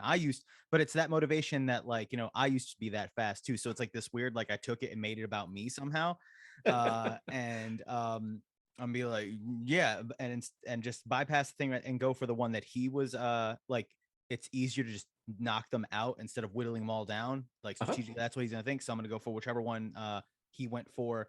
And I'm unsheathing my makana, which is like wooden spear, sword, club-ish thing, plain but effective. And that I'm gonna just swing it with extreme skill, precision, and anger. But I think you mentioned I would be using a vice, like forced to use a Correct. vice. Yes. So you as Zeltzitter have to use a vice during your turns. Yep. Like I said, I made it about me, so I don't know if you use pride or it's up to you. You go ahead and choose one, whichever you want to do. I'll do pride. And then I just roll. I'm rolling strength and fight, I guess. Correct. So the math is already done for you. Go and look at the upper right of your sheet. You see melee attack, and it should have like 14. Yeah. Okay. Yeah. So there we go. So so that's an 8. So 80. Yep. So 94%. 94. So you unlock and then the plus Valor whatever. Didn't I table. get something from Razgaz, or what did I? Yeah, that's 104%. So you absolutely accomplished this goal as you go ahead and fire up. And I, as a player, I hate opportunity attacks. So there's no opportunity attacks in Emerald Templars. So you just like walk over this like Chihuahua size like spiderling, and then you make your way over. It, yeah. And you make your way over to this. I expose. Apparently, if I get a critical, I expose its weakness. So after scoring a critical hit, you understand an enemy. I know this sexy spider MILF. I know what their weakness is. And until this combat ends, I'm assuming, since I hopefully all the same, they might not be the same, but I know something that would give. I don't. It says gain an. I don't know if it's just to me or everybody would gain the insight of like, hey, only you. So okay, you get the 10% bonus on all attacks against this creature until the end of the combat. Yeah. Okay. So first and foremost, let's go into your damage. So you're gonna do double damage dice. So it's a d6. So 2d6 then. Yep. And then roll 8. 8. Okay. 8 damage, and then I had to use movement to get there, but I don't know how many. I can use an exhaustion thing, but I can use fast hands, and I can make an additional attack as I swing this club. So the other thing is, what did you use, pride or wrath? Pride. Pride. Okay, and then actually, never mind. You already added that to your thing, so that's good. And then so make sure to take that pride amount. Is anxiety or anger stress for your character. And then after you do that, go to roll a d20 because you activated the Valor table. Okay, fair. Cool beans. That's a very confident 2. 2? Okay. All right. So you seize an opportune moment. You seize an opportune moment, allowing you to add 1d10 to your damage. So go and add another d10 to this attack. It's already a very hefty attack. Okay.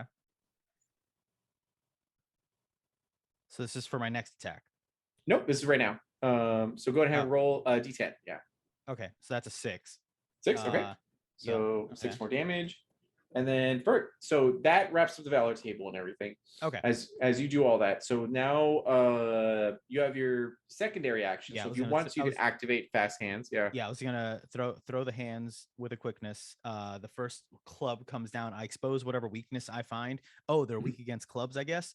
And then I'll like come with the back of the butt of it and go again. Sure. Do I need to use my vice again, or is it just for that one Nope, roll? it's just for this that one. turn? Yeah, I'm all you can only about use that. your vice once per turn unless you have something that says otherwise. Okay. Yeah. So 30, 44, plus 10, so 54. All right, you have a critical success on this, so roll double damage dice. Okay.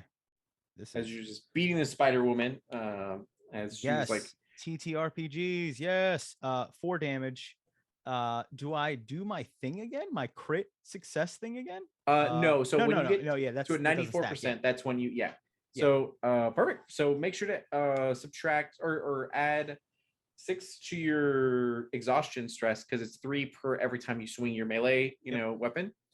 And then after that, it goes to Zeltsin. So Zeltsin, you see that there are 2 spiderlings trying to eat at you and also Walter, as well as a spider sort of matron that's trying to fight you guys. But she's not looking too good. Oh, like she's already not looking too good. Okay. Mhm. That changes things. All right. I'm gonna call forth like my power from my goddess Mhm. Nayomana and cast decimate upon the spider babe. And Perfect. what do I roll? You're good. So what you're going to Sounds do so is you're good. going to go, if you want to, you can read the description so that way everyone can hear what it does and all that kind of stuff. And I also can remind You turn to the prayers of the forgotten gods and draw forth power at the cost of your health. Deal 2d8 damage to 2 creatures of your choice, regardless of cover. And it has Perfect. a range of 50 feet, and it costs 1d10 physical. Okay, so you're going to go ahead and take the physical stress. Roll the 1d10 to damage yourself. And then after that, you're going to roll a 2d8, and then that damage will be applied to 2 targets. Actually, we had a roll first for that. But so take the lucidity or physical stress first. And then after that, what you're going to do is you're going to roll your spell / prayer. So you should see that on the upper right hand of your screen or page where it says like spell / prayer bonus. And then you're going to roll your d10 and then add that. Okay. I rolled a 6, and my bonus is 14%. All right, that's So a critical. 64? So who's your target? Is it the matron or the spiderlings? The matron, and I'll hit one of Okay. the spiderlings because it hits 2. Perfect. And then go ahead and roll again for your d10 for the spiderling. Okay, and I rolled a 7. 7? Yeah, both were critical successes.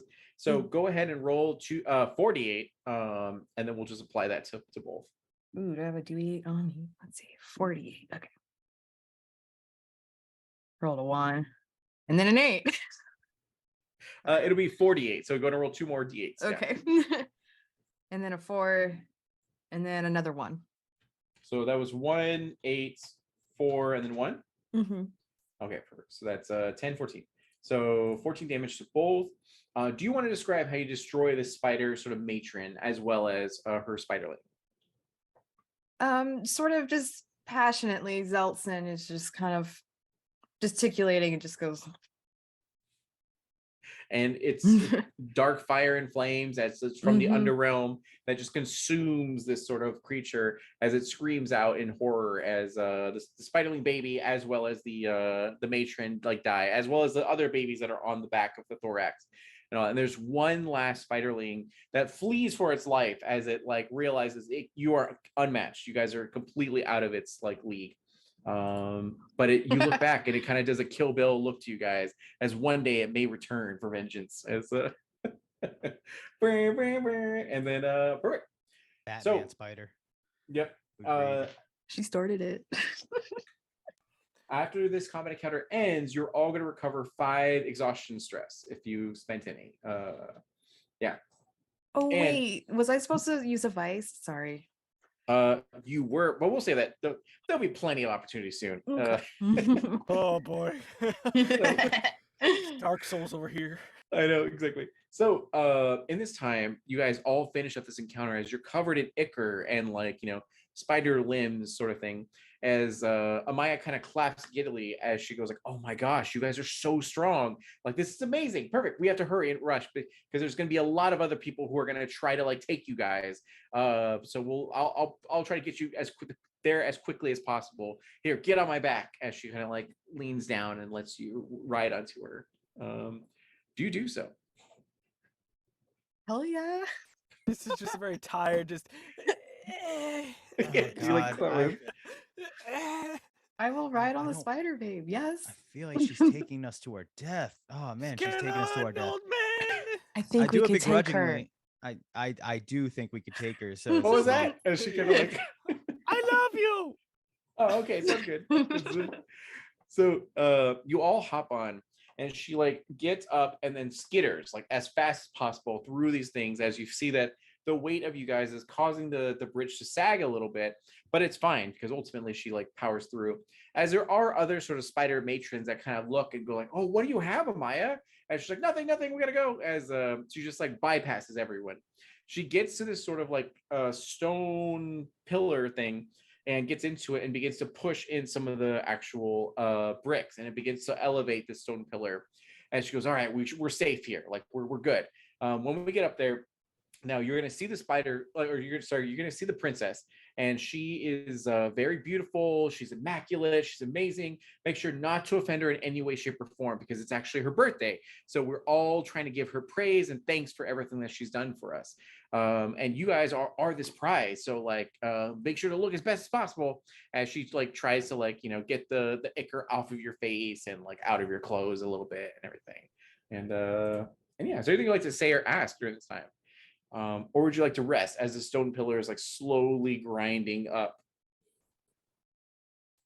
Walter, I'm gonna need you to fight every instinct in your old man body to say anything. You gotta hold it. You gotta just pen it up, my guy. Cause what she just described is just a heyday for you. I mean, that's just a target-rich environment. So you need to just hold it in for as long. I'm a grown man. And he's saying this, but you can tell he was gonna start some shit. He's definitely has the look on his face like you needed to say that. Out of game, Junie said verbatim what you said out loud, and I'm like, I'm glad somebody's saying it. Because like I said it in my brain and I was like, I hope somebody says this, and you like spoke my soul. So yes, you could tell you got him dead to rights. He's like, I'm grown. I don't need to be talked down to. No, yeah, no. I don't get it. I don't get it. I don't. No, And it's another thing that I don't get yo. why you don't get You're it. very And it's grown. just- You're a grown man. You're a Acting like a grown ass child, man. yep. It's okay. I'm a grown ass man. How many So- birthdays is this princess? Before I ask the princess herself, because I'm guessing that's rude. Please don't She be a go- child. Please don't be a child. And she goes, "Oh my gosh, that's a good question."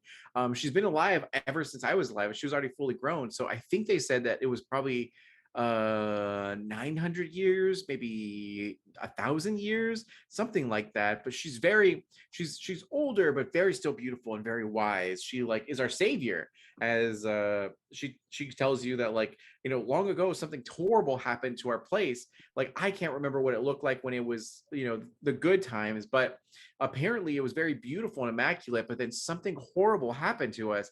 But it was only through the princess's like grace and kindness that she was able to protect us and made us into the beautiful beings that we are now, as you see that they're like partial arachnids and like humanoid sort of things. And she goes like, she's so wonderful, you guys will love her, and she's gonna love you guys. Oh my gosh, as she's just continues to skitter around excitedly. And yeah. Wait, what do you mean she saved you from something? She goes, well, I don't really know the lore of it because there are some elders that kind of speak of it, but I never really pay attention to that at all. But apparently this is Malazan. This is our homeland, and we live in the like common quarters is what is called, but there are the common quarters and the upper quarters. and there's apparently a beautiful like queen that is very powerful, but something went wrong, and it like caused us to almost die, and a lot of people did die, those who weren't around the princess, but thankfully the princess saved us, and we were like fine from that. And then yeah. Oh, so you were saved from death. Okay. Just apparently, but like life is good now, it's great, as like you guys kind of have to avoid some like falling debris from the ceiling of this place. And yeah, so in this time there's a few minutes to get to the actual top. So if there's any abilities that you'd like to like do, or any trade skills to activate with one another, you absolutely can do so. Yeah, and if you don't have it, if go for it. Oh, sorry. I didn't mean to interrupt. No, Just yeah. Is anyone bleeding? Are you bleeding, Rosgas? Didn't you get hit? Yeah, I kind of got smacked. I got sideswiped, fell down like a teddy bear. So I think I need some healing. Oh wait, sorry. Are you stressed about it? I have some physical. There are some physical wounds on me. I do have some stress about it, but there are physical wounds on me. Oh, that's what it is. Sorry, that's what physical stress is. Okay. Anyway, yeah, I'm bleeding. So, doctor. I just see one of the intestines like falling out and just push it in. All right. You can get past this. It's fine. This is just, and he's like saying like, you know, put some Vicks on it and that's it. Like he's just saying to walk it off. Don't you give me the Vicks? Yeah, vapor rub. Yo, it's actually in the game too. Vapor rub's in the game. She's got it. They already got it right there. The it's Vicks like a goop hand. and just smears it on the open wound. I don't know if everybody saw that on camera, but there's Vicks literally in play right now. Sponsor. The prop work. So Zelton is going to beseech their god and through her prayer heal 2d8. Sorry, not 2d8, 2d4 physical stress on Rosgaz, and take a lucidity cost of 1d8. Perfect. So you'll roll a 1d8 for your lucidity stress, and then Razgaz, you're gonna go ahead and get 2d4 back. And do you want to roll that, or do you want me to roll that? Some people believe in DM curses. I don't want to. You can roll it. Okay. That is 4, and that is 2. So you get 6 physical stress back as you watch as your wounds begin to mend itself. Now, keep in mind, in Emerald Templars, there is no revive mechanic. The only like revive mechanic is if you have high levels of medic that can do CPR and like actually resuscitate you and all that kind of stuff. So once your stresses hit their max, you're like removed from the game essentially. Yeah, I'm a little concerned that you're already giving us just like, hey, this is how you die. This is honestly, you're gonna die. As a game designer, death is not something that's happened in the game yet, so I need to find out what it takes to kill a player. This will not be this session, but like it will. That is something I need to see. Yeah, it sounded like you were like, there has to be a TPK. I need to figure out what does a TPK session look like, and then dial it back from there. Isn't that one of the options? I think that's one of the like. It is, yeah, that to is increase TPK, all defenses and damage output for creatures. TPK mode, volume 3, like crank it up to 3. Oh man, we are trying to raise money though. We are for Puerto Rico. I'm built like a sack of laundry. You want to pay the money so I can look. I'm just saying, I'll put myself in danger para mi gente. So I'm just saying, everybody. So. Also, for we should test this. So it's a lot of reasons why this should be happening. Science. I'm also gonna heal myself and take another d8. Sure. Yeah, you have time. So if you want to do it to all 3, you can, or you can choose to pace it out as much as you want. There's no limitation other than your actual stress meter. I take the time to heal my armor by just buffing out the scuffs that the one spider tried to that failed. Sure. That's all I do because that's all that happened to me. I'm buffing out the damage done to my equipment. No, you're fine. So that you're a blacksmith, right? No, I don't know if that's a mechanical real thing. I'm just talking about it is a real thing. Yeah. Oh, then yeah. It's just pretentiously just wiping away the schmutz of the spider stuff. So it's not that much. You're going to take 1 point of exhaustion stress as you do take this time to take off your armor and to buff out the dents and to make it reinforce it a little bit from whatever's around you. Yeah. So the first time you get attacked, it's going to only take half damage essentially to you. So yeah. I do also during this time, if this is like camping counting, I Mhm. have sentry, so I can't be surprised. Perfect. I know everything. My eyes are all over the place, no matter what my hands are doing. I'm just always looking around. I still don't trust the spider person. We've all seen that guy. She's as she's like, God, I'm so hungry. I need something like fleshy and meaty to eat. And she's like, oh well. And she just like is there. So at this time, you guys arrive to the actual top of this area. You reach the common quarters. As you look around to see that at one point it must have been very beautiful because there's a lot of architecture here from old school buildings that are some of them are still standing after all these years of decay and rot and like no maintenance whatsoever. As you can clearly see that in the distance, there is this like gargantuan sort of creature about 40 feet tall. That's just this like majorly spider sort of woman, not an actual spider, but looks the same thing as them, where they're like spider bottom and then also a like humanoid sort of top, but more arachnid. As they're all gathering around her, and there's a pile of treasure that's just sort of there as they give these offerings to her and be like, thank you so much, Princess Sierra, we really appreciate you, and like here's all of your gifts and everything like that. As you realize the scroll that you were given by the captain of the guard was to a Sierra, so you're unsure if this is like for the princess or like what, but at least has that there. As the seas like, or before you move forward, is there anything you'd like to say or do at this time? No one's upset by light, right? No. Earlier, okay, it was making sure. mentioned, I think. Yeah. Torch out if you want. Should I be like a world announcer? Should I like introduce ourselves? Like he. Should I do that, or should I just like? I think I have a feeling they would like the preamble. Is there anybody else like us, or No, are they're all we spider people. Hmm. They have top hats and like ducktails. One person's in a zoot suit, but they're all like spider people. Oh man. Okay. So some of these people really got style. Oh man, is anybody? I hate saying like this, but is anybody staring at us hungrily? Like that's the best way I need to know. Like, No, I mean, Are we just walking cheeseburgers? That's what I need to know. Like, not that you can perceive right now. The moment that people recognize that you're there, they can't take their eyes off you guys. As they're like, oh my gosh, what are these creatures? They're so like amazing and immaculate. As you look, there's statues that are. They look not like you. They look more of like what you consider elves traditionally. But they're statues of these sort of beings, and you kind of recognize that must have been what they looked like prior to all of this. And you look similar to that, not totally elves or whatever, but you have flesh and everything, not exoskeletons.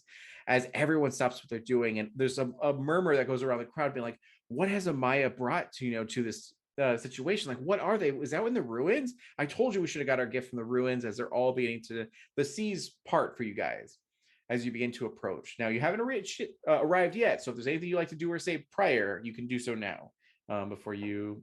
And there's an auto save screen in the corner of the. thank goodness. All right, you two. This is a moment. This is a moment that's about to happen. How do you want to handle this?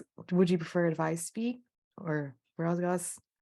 I'm like I'm an okay speaker. I took some classes at the community college, so I can work a room a little bit. Anybody else can think they can do a better job? I've been told that I'm not allowed to talk. Like that part might have been a little louder. Yeah, I don't but think you like- should speak. But if it does come down to it, I'm glad you have your weapons. Let's hope not. Okay. But- I'll probably just open it. I'm gonna open this up right now. Hello! It just echoes. A pretty and well met spider people. Doubtfire. We are gifts for your beloved princess. Yes. Look at us in regale. So prior to this, they were giving her like things that looked legit rare and priceless, as it's like giant rubies and statues of gold and everything like that. And the princess didn't bat an eye at it. She just like stared off into space. And like at this time also, there's there's like three things I got to bring up. At this time, you look up to the sky and you start to notice that something is like horribly wrong, as like half the sky is your sky, as you saw like the stars, you see the like certain constellations that you recognize and everything, the two moons that are sort of there and everything. And then the other half of the sky is this cosmos that you don't recognize at all, as like in the distance is an exploding star and like a worm or a black hole that's consuming things, and weird things are flying through the air that you don't recognize at all. And there's a distinct line between these two things. And you definitely could feel like something's getting worse and like wrong here and all that. But at this time, as you approach and begin to like start your spiel and everything, the princess finally does stir, as everyone like gasps in like awe as she begins to look around and look at you guys. And she like lurches forward as there's this huge Spider Woman face in front of you that kind of like eyes you with like 19 eyes at all of different sizes and sort of blink and everything. Continue forward. Sorry. We come from the lands above and come with our own presents. A note! A note! Right. I have upon me a love letter addressed to Ciara. As you hand it over, and then one of the assistants like skitters over and then like takes it from you and then looks at it and then looks at you guys and then skitters back over.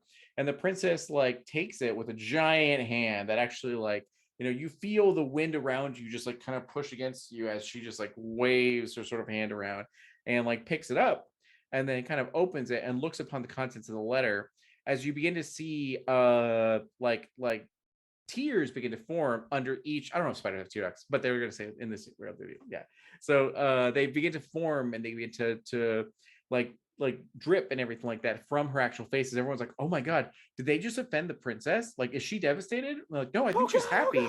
Like, I can't tell what's going on here, as they're all murmuring. And her honor guard that's there is like, you guys offended the princess and you will pay the price for like, ready to, doing this to our savior. I'm ready to fight. My weapon's out. I'm like you have offended, you immediately stab. And I'm like, yeah. So is there anything like to say or do in this time before they throw hands? And also, the other thing I want to bring up, we are at 8 p.m. Pacific Standard Time. Do you guys have 30 more minutes, or do you guys have to go like immediately or anything like that? I can do another 30. I'm good. Okay. Yeah. Perfect. Okay, we'll go ahead and do 30 more minutes.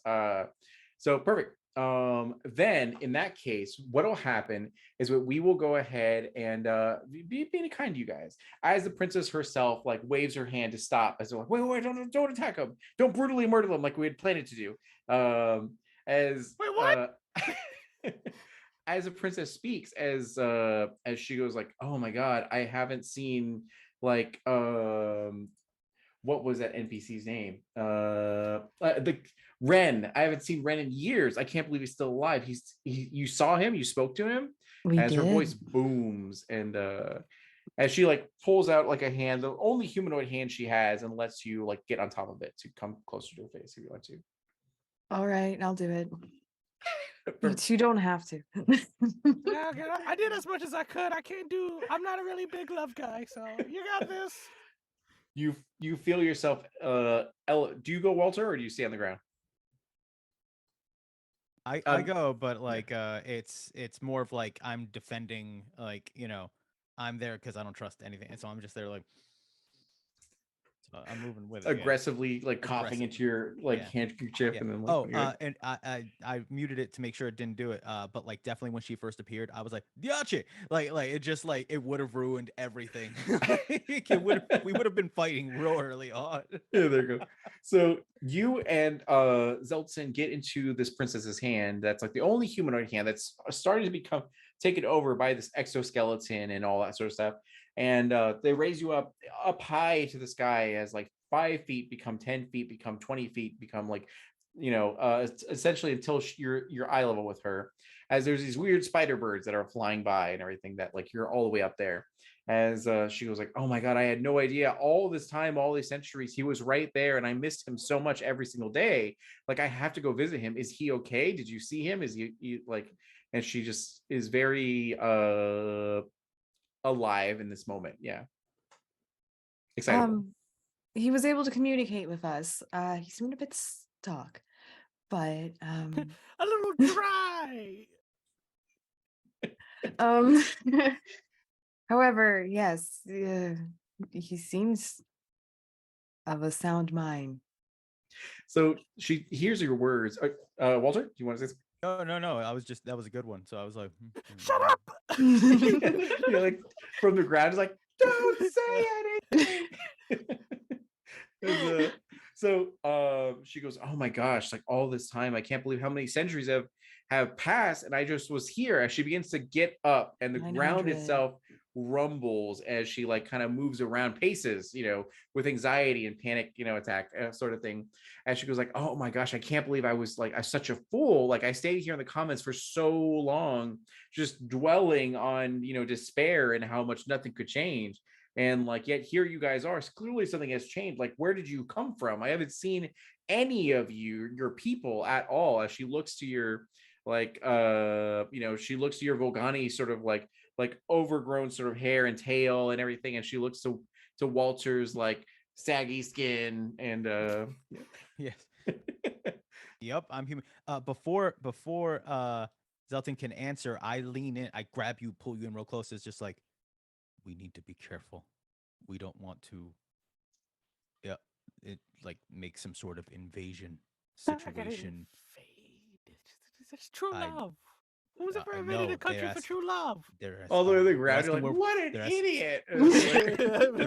they're asking where we came from. Answer vaguely. Don't give specifics, just in case. We're gonna send a giant spider person back to camp. That's what I'm afraid of. We're back, y'all, and we brought an ancient. Like, that's what I'm afraid of.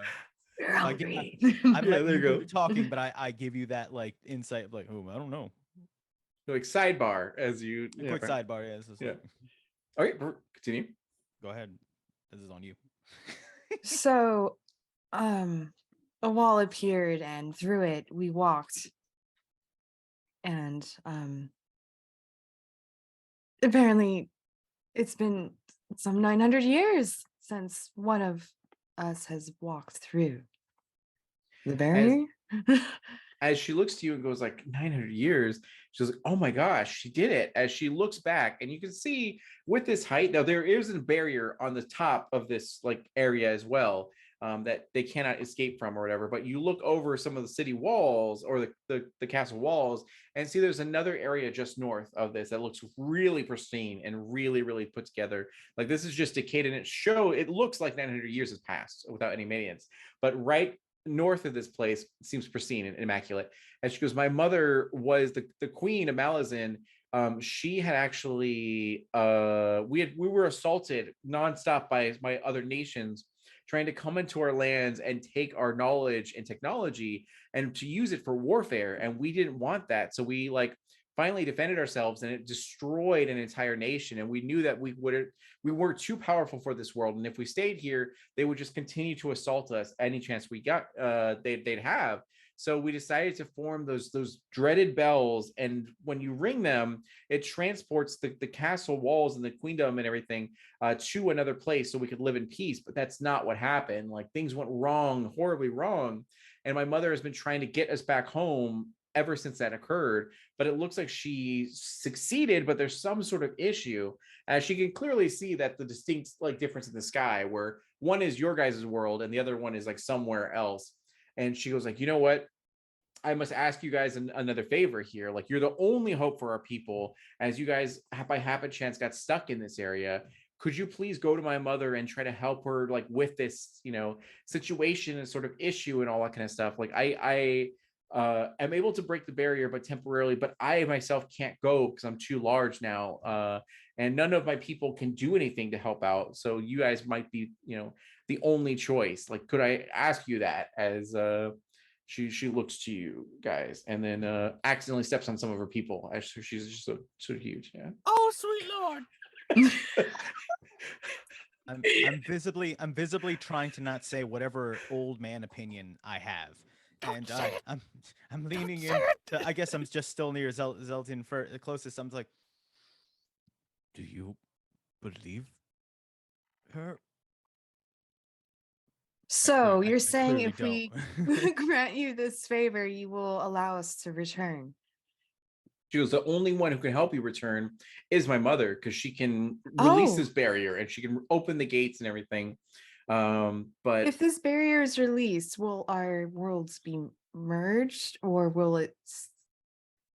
she goes, from what I understand, and she's pacing around again, like destroying houses and like, and everything. And she was like, from what I understand, my mother's been trying to do a teleportation spell to get back to where our homeland is, which you guys know is the clearing that you guys were in charge of, like watching and making sure it doesn't return. And it goes like, so like something's gone wrong, because clearly we haven't fully transported. Half of the queendom is here and the other half is not. So like something must be going wrong in this, like, other end. So if you could investigate and figure it out and help out, I would appreciate that wholeheartedly. As she like takes you to the entrance to the northern quarters, the upper quarters, that has a very thick arcane barrier. And she goes like, if you guys would like do this for me, I would appreciate it. We can most certainly investigate. Meaningful glance down. She's not gonna kill us. Yeah, she's like, thank you, and she just like throws you. So she like places you guys down gently, gingerly, as like spiderling babies like take Razgaz and like carry you on their backs all the way over to Skitter all the way to the He's like, I have a wiggly tooth, as like tell you. And yeah, so you guys get all the way to the front of this like upper quarters entrance, and she goes like, all right, I can only do this once, so please try your best to get through here, and like you're our only hope. As she takes like her arachnomancy powers and it just like pours it into this actual arcane barrier, and you see it begin to warp and actually open up into a hole that allows you passage into this upper quarters. And she goes, I can't hold it for long, so you're gonna have to go quick. Don't get stargated. As you go ahead and you have to now use either your agility and nimble to jump through, or whatever other thing you if you'd like to do that. Yeah. Booking it. And you need a 30% to succeed. Oh, I already rolled a 60. So Foot? I think Oh, I'm you're, good. you're fine. Got You have your, 80. yeah, you have your Nikes on. You're just like jumping through, no problem. Yeah. Tying on. Got my Nike priest. Yeah. And then, 74. I got the hopes. yes, you're good. All three of you, like, you're like, good thing we had basic training, as you guys like just jump through this like portal, no problem. And she just waits for you guys to get through and then lets it go as the barrier immediately snaps back and closes the gap. As you guys are in the upper quarters now. So as you're in these upper quarters, you can see that it's polar opposite of the courtyard and also the common quarters, as everything here is ornate. It is beautiful. You see what Malazan must have been like, 900 years ago when they were still alive and existing. As these houses have things in them that look like untouched by time and so on and so forth. But the more you investigate, the more you begin to realize something is off about this area.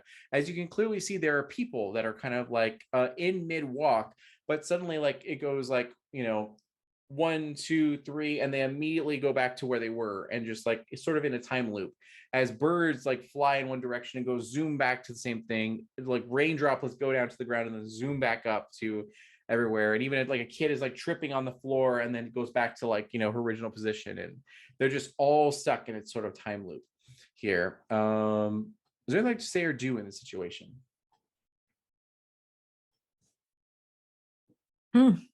I don't feel so good. Yeah, I don't like feel this. so good. I want the spiders. As like, Oh. This is new. My grandfather would always, he'd talk about things like this, all these magical and time, and he's trying to articulate it because he's never needed to. He's never needed to articulate all the stuff that's happening right now, but he's just mad. I don't like this. I don't like what's. And he's just like grumbling, and he's doing what Razgaz is doing, but like trying to hold it together like with his pride. It's the same thing. oh, sorry, that's a good point. You guys are going to take 9 points of anxiety as you're like You're like, what the? And let me know if you reach your 50%. I can read what. Oh, I did. Because I was at 11 and now I'm at 20 of 30. So Okay, yeah. So hit me with my old man anxiety attack, please.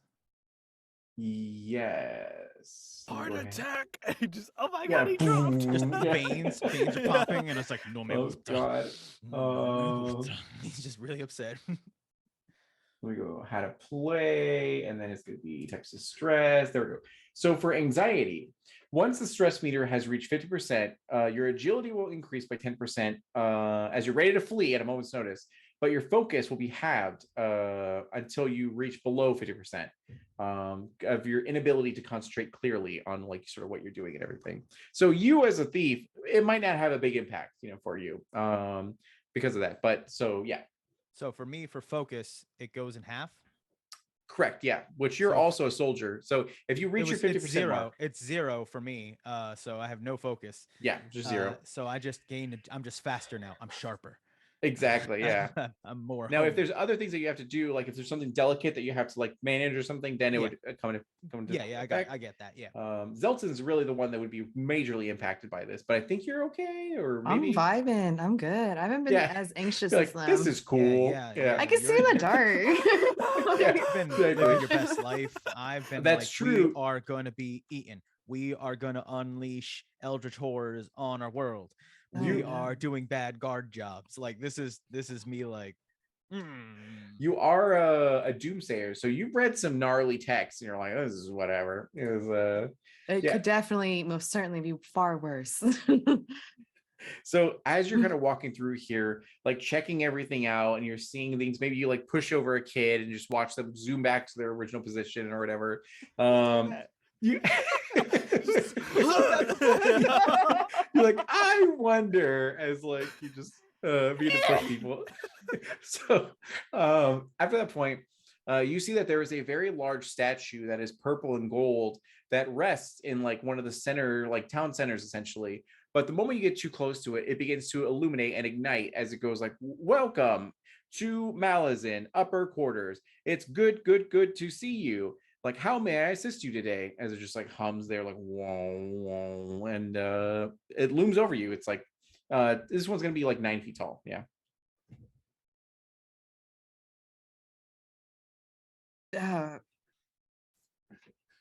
Say that again. It goes, welcome to upper quarters of Malazan. I am an arcane guardian here to assist your every need. Would you like the brothel or the great hall or the, as it just lists various, services and all that kind of stuff. Yeah. That don't sound too bad. I have something about a brothel on my character sheet.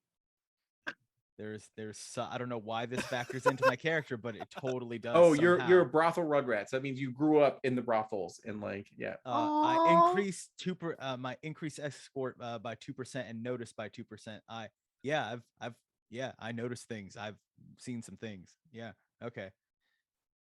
Well, there we go. I only know one place that I'm familiar with here. Like one type of place. Where might we gather additional information? Is there a library? Would the Great Hall have? As it like listens to your Brothel's request, got a lot of information. and you look through the brothel walls, and they're just like twerking nonstop in like a time loop, and then someone's gonna clip that. Someone's gonna clip that part. You're like chronomancy at its finest, as so. Sorry, Jorge. Okay, so yes, so the arcane guardian listens to your request and goes like, what are you searching for? As it listens to your Historical text, how to travel between realms. As it processes it, and it goes, the resident expert on time travel and teleportation magic would be our queen of Malazan. You can find her in her temple, as it points you down the road. And as you look sort of down the road, you can see that there is a distinct end to the upper quarters of Malazan, where there is like a desolate, decayed area that is like seemingly another planet, as like lightning is like cracking and thunder is booming, and it seems to be a whole other world that you have no familiar with. It's like you can find her in her temple, in her throne. As you see the temple there, it looks very decayed and desolate, unlike every other building here. And yeah, Is it safe to travel there? he goes, Or query, my form? I can try to like assist, as it like turns over and just like robotically moves over to the area, and it bypasses the barrier, and you see that there is debris that hits it and everything like that, but it goes like, it seems relatively safe. As and it's like, yeah, it's like, do you need a wheelchair, Miss Elder? As it kind of like looks to Walter. I'm insulted to such a degree that I clearly move my hand to go towards my weapon again, and goes like, no. And then I look, and it's just like, do I still have to watch what I say, or can I? It's a robot. Doesn't have feeling. It's all right. That's a problem for another time. Do we still need this robot? Yes, Robots don't. have rights in Malazan.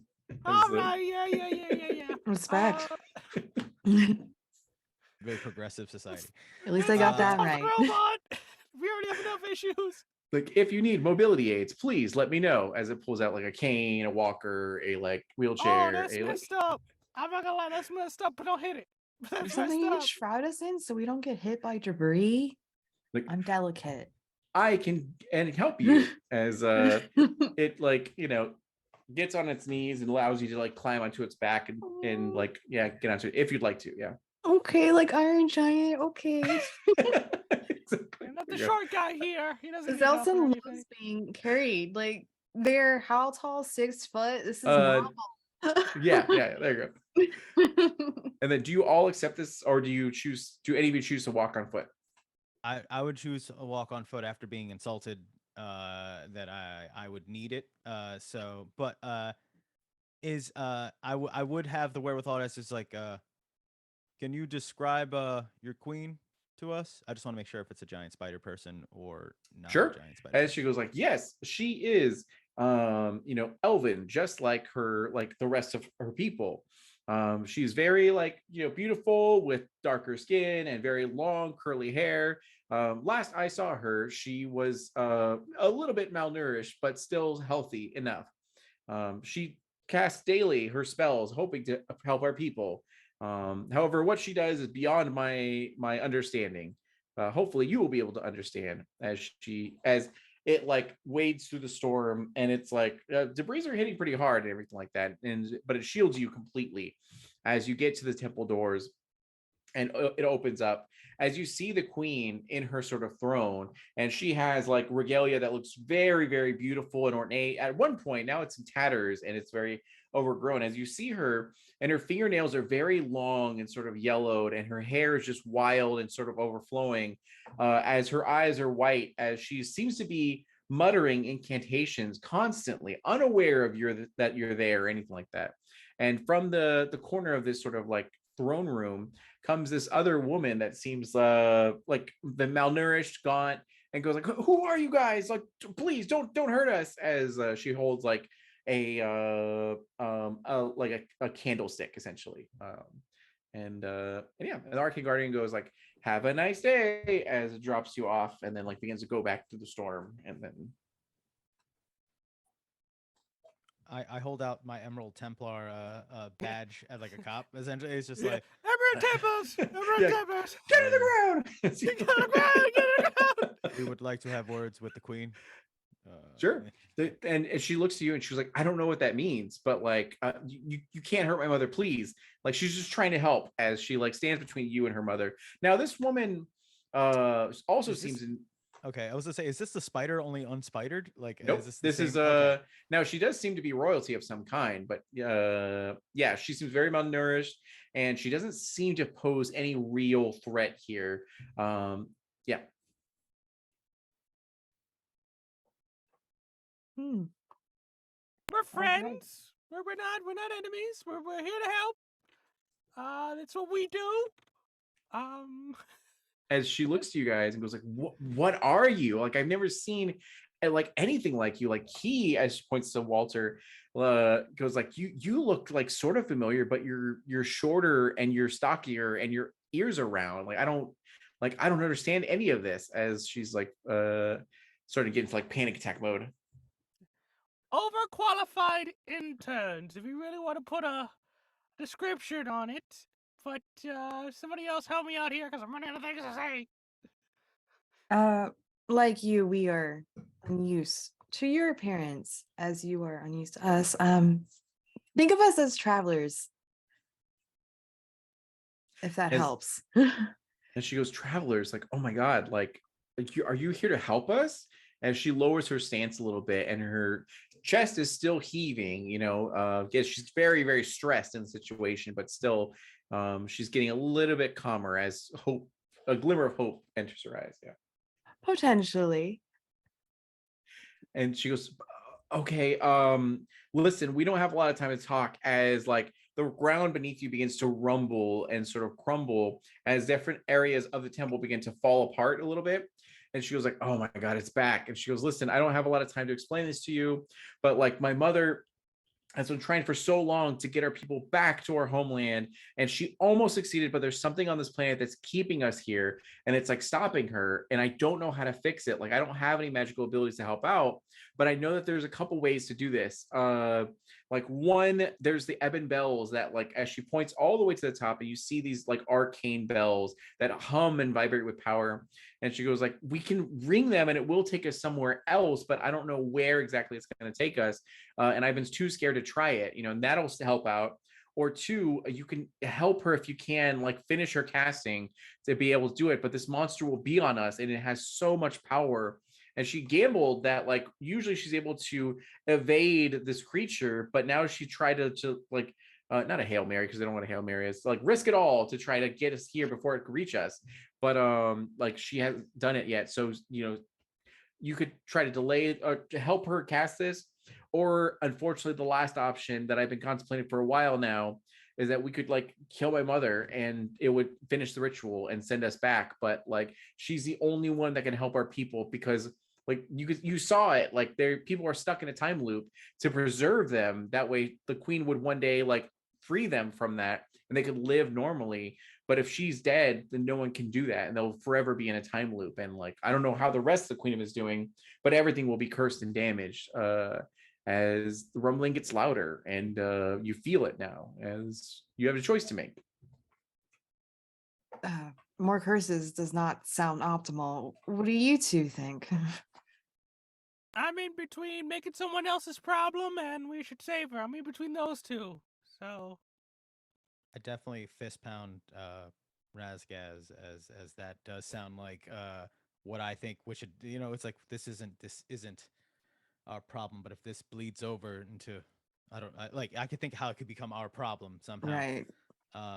I look at the prince, the other one. This is princess. You're right. Is this princess because the big spider was the daughter of? Yeah. So the this is the youngest princess. Okay. Yeah. So her sister sent us. Correct. Yep. Sierra. Okay. So Sierra. Said it wrong. So how long has it been since you've seen Sierra? She goes like, my sister, like, it's been centuries. Oh my God, is she okay? As she like, despite the earthquakes, the minor earthquakes, she like stops to ask these questions like, oh my God, I've been like, I thought she was dead. Like, I thought everyone was dead. Like, as she just contemplates all of this processes. Yeah. Glad that everybody that you know is not dead, but I don't think this is the time right now. She sent us over, by the way. You're right. Yeah. And she goes like, what, you have to help out with like whatever you can do to do this. So you could either help her cast while defending you guys from the monster, essentially, or you can choose to kill the queen or ring the bell. Yeah.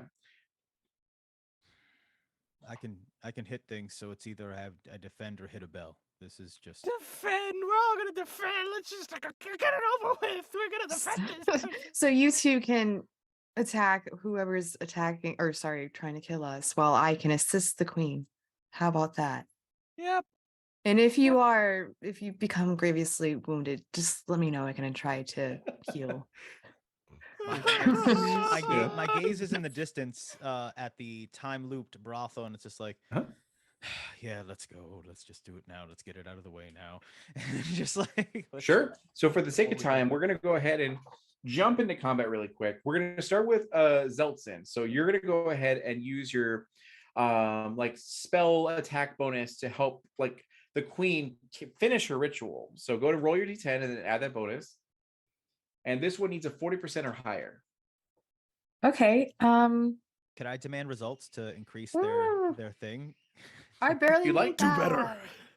I barely made that. I rolled a 30%, but I have 14% bonus. Okay, so 44. Yeah. And then perfect. So if you want to, you can still do that, or you can leave it be. And then this will be the perfect time for you to use your vice. So whatever your highest vice is, that's what we're going to have you use in this time. And then which one was it? I have greed or sloth. Whichever. Like you could always use greed and be like, I'm going to get so much money if I save this queen, and like or sloth and be like, I don't want to fight that giant creature. I'm good. I do not want to fight that giant creature. That sounds awful. What if you make the spell about you? Like you start doing more of the spell, like you greedily do a lot of the spell casting. Right? This And is then- about me right now, like that. Perfect. So you're going to take Fighting that. for our lives. So you're going to take that percentage in stress of either anger or anxiety, whichever you feel is most relevant, and it'll jump up to a 52% to this sort of bonus. So you succeed in this as you help her cast this. As you do so, you hear the incantations that the queen is saying is louder and louder, and the power is getting stronger as more of the actual queendom is going into the actual homeworld now. Meanwhile, the top of the temple gets ripped off, and you see this giant creature, which is like amalgamation of like weird flesh and tentacles and eyeballs and teeth and everything, as it like reaches over to and looks to sort of you guys. So we'll go first. It'll go first just for dramatic effect. Oh my god. All right, cool. So for Walter, that'll be 110%. So it looks to you as it uses one of its giant tentacles to go and slap you essentially as it drops it down. And that'll be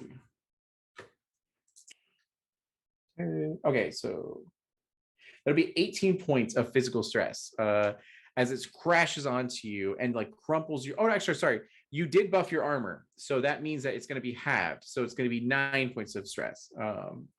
Wow, I was like, hopefully people will like this mechanic, and then this just saved you a bunch, so that's good. And then it looks then to Razgaz as it tries to hit you. Oh my god, these dice are too good.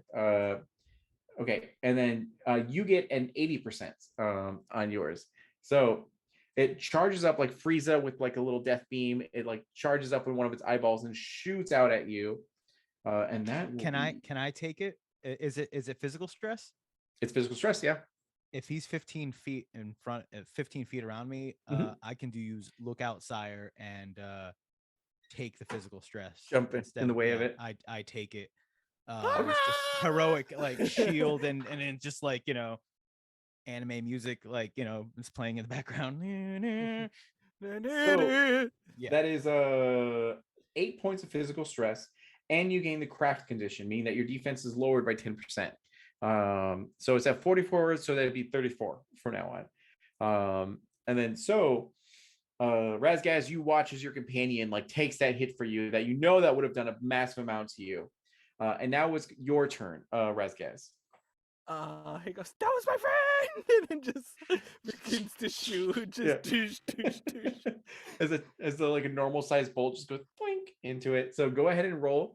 It has a low defense because it's huge. Like you have to try to miss this thing. And its defense value is going to be 20% for this one. Okay. All right. So I got what is this? I got a 28. Okay, so you do have a full success. Yeah. So 28. Should I do it one by one, or you want me to read them all out? Go do your damage. So it'll be Okay. 1d6. Got a 6. Okay, perfect. This next one is a 78. 78 will hit with the crit. Yeah. and that's going to be 5 in total. Okay, so there we go. And then my last one is a 38. 38. Okay. 38 will hit with a full success. So go and roll a d6. Okay. So that'll be a 1. Okay. And then 12. I'll do my exhaustion again, my victory rush, to give a 10% to Zelson. Be like, finish this, please. It's so big. And then, just give me so 10%. Zelson, on your turn, you're gonna get a 10% bonus to whatever you do. Take and 3 then exhaustion too. So yeah, you'll take 9 exhaustion essentially for the 3 attacks, and then yeah, for victory rush that'll be 12 okay. total. And then Walter, it is your turn as you get up from this debris, as you have like a crack in your armor and everything, and yeah. All right, yeah, I'm there. Take off my cool battle damaged cloak. It rips away easily, and it's just holding my wooden makana. Like it's solid. It's solid. It's the solidest of woods. And it has reinforcement, like obsidian around it. It's made some damage. I'm like, and just this. I'm ready. This is how I wanted to go. So I'm gonna just go and I'm gonna attack with everything I got. And yeah, I'm just gonna do it. Do everything. Do all Sure, the go things. for it. That is 5. It is cracked plus. because I crit it. Okay. Oh So, yeah, 10% is what you need. Yeah. So 55. You crit. Yep. Yep. And then 2d6 then. So 4. And I expose a weakness if I score a crit. So what's this thing's 0%? or I guess for you it's 0%. For everyone else it's 10%. Yeah. Okay. Yeah. Then I'm gonna take my other hit. I'm gonna do all the Automatically hit, just roll damage. Yeah. Oh yeah. Yeah. 6. 6. Okay, so Yep. that's 20. Perfect. You guys like destroyed one of its eyeballs. You cut off one of its tentacles and like are tearing into it as Icar is like flowing into the sort of temple Covered. like, I'm on covered, Zeltsin yeah. as like they're trying to like do this. Do you have any other attacks or anything you like to do? I think I just have the 2. So I took the fast hand one and then the main one. So I'm good. Okay. So then after that, it goes back to Zeltsin. So you need one more success in order to do this. So you need to get a 40%.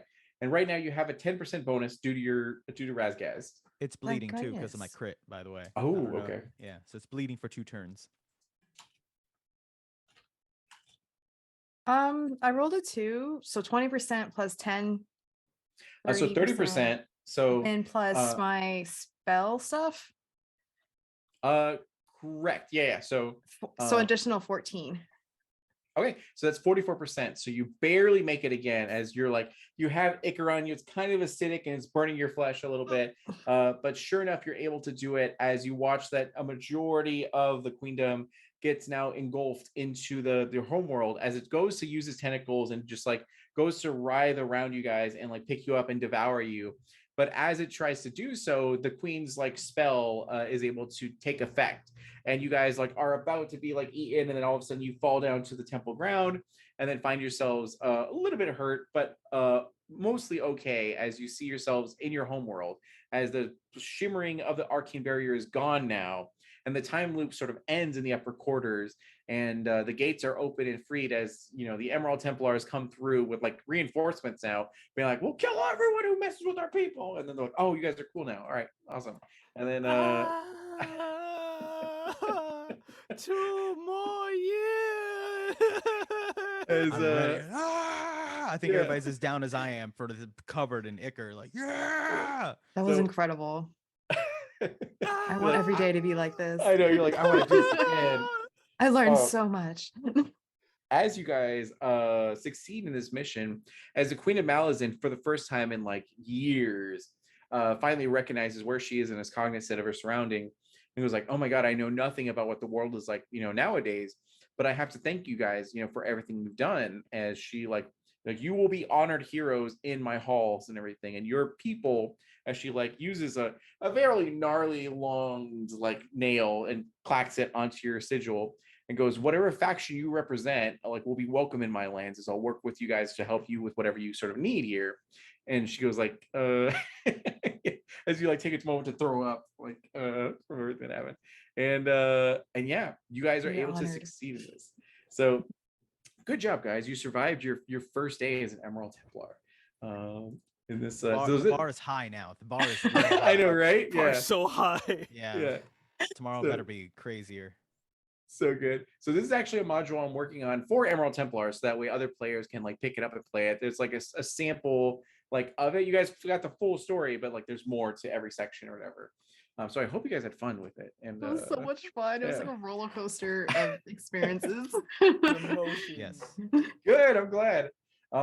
Yes, so we are now at the end of our actual like stream. Thank you guys so much for watching. This was again Emerald Templars, the dark fantasy tabletop role-playing game, like of my own creation. I have a team of writers that's working on it and everything. It should release next year, hopefully by April, worst case by October, depending on how we do like the printing of our material and everything. But we're putting our heart and souls into it and doing everything we love about our cultures to be, poured into it and everything to make it a great, experience and all that. So what we're going to do now is go around the room and have everyone tell us who you are, where you can be found, and an epilogue for your character, what you feel like your character would do, whether they stay on to the Emerald Templars, or you're like, you know what, I did a lot in my first day, so I think I'm out, sort of thing. And yeah, so we're going to go ahead and start off with Judy. Yeah. So this was awesome. Thank you. This was a blast. I'm Junie Ruiz. I'm a content creator, pro DM, and very nerdy dad. You can find me at Twitter, at Junie Ruiz on Twitter, at very nerdy dad on TikTok. And I play Noah Valathorian Tybalt on Running Feywild every other Wednesday on Nat One Fun on Twitch. And this was a blast, and just thank you, and thank you too for being a dope party, because what would happen is, have you ever found like the old loitering man that like you're like, why do they hang around me? If you guys stay in the Emerald Templars, like that's what he would be like he never acknowledges we're all friends, but he would always be eating with you guys or complaining around you all. And it's just like, can you believe him? And just always there, and he's just like, we didn't invite him, right? So it's just he would be there, long outstaying whatever welcome. Yeah, and he would definitely just keep going and volunteering for crap he probably shouldn't be.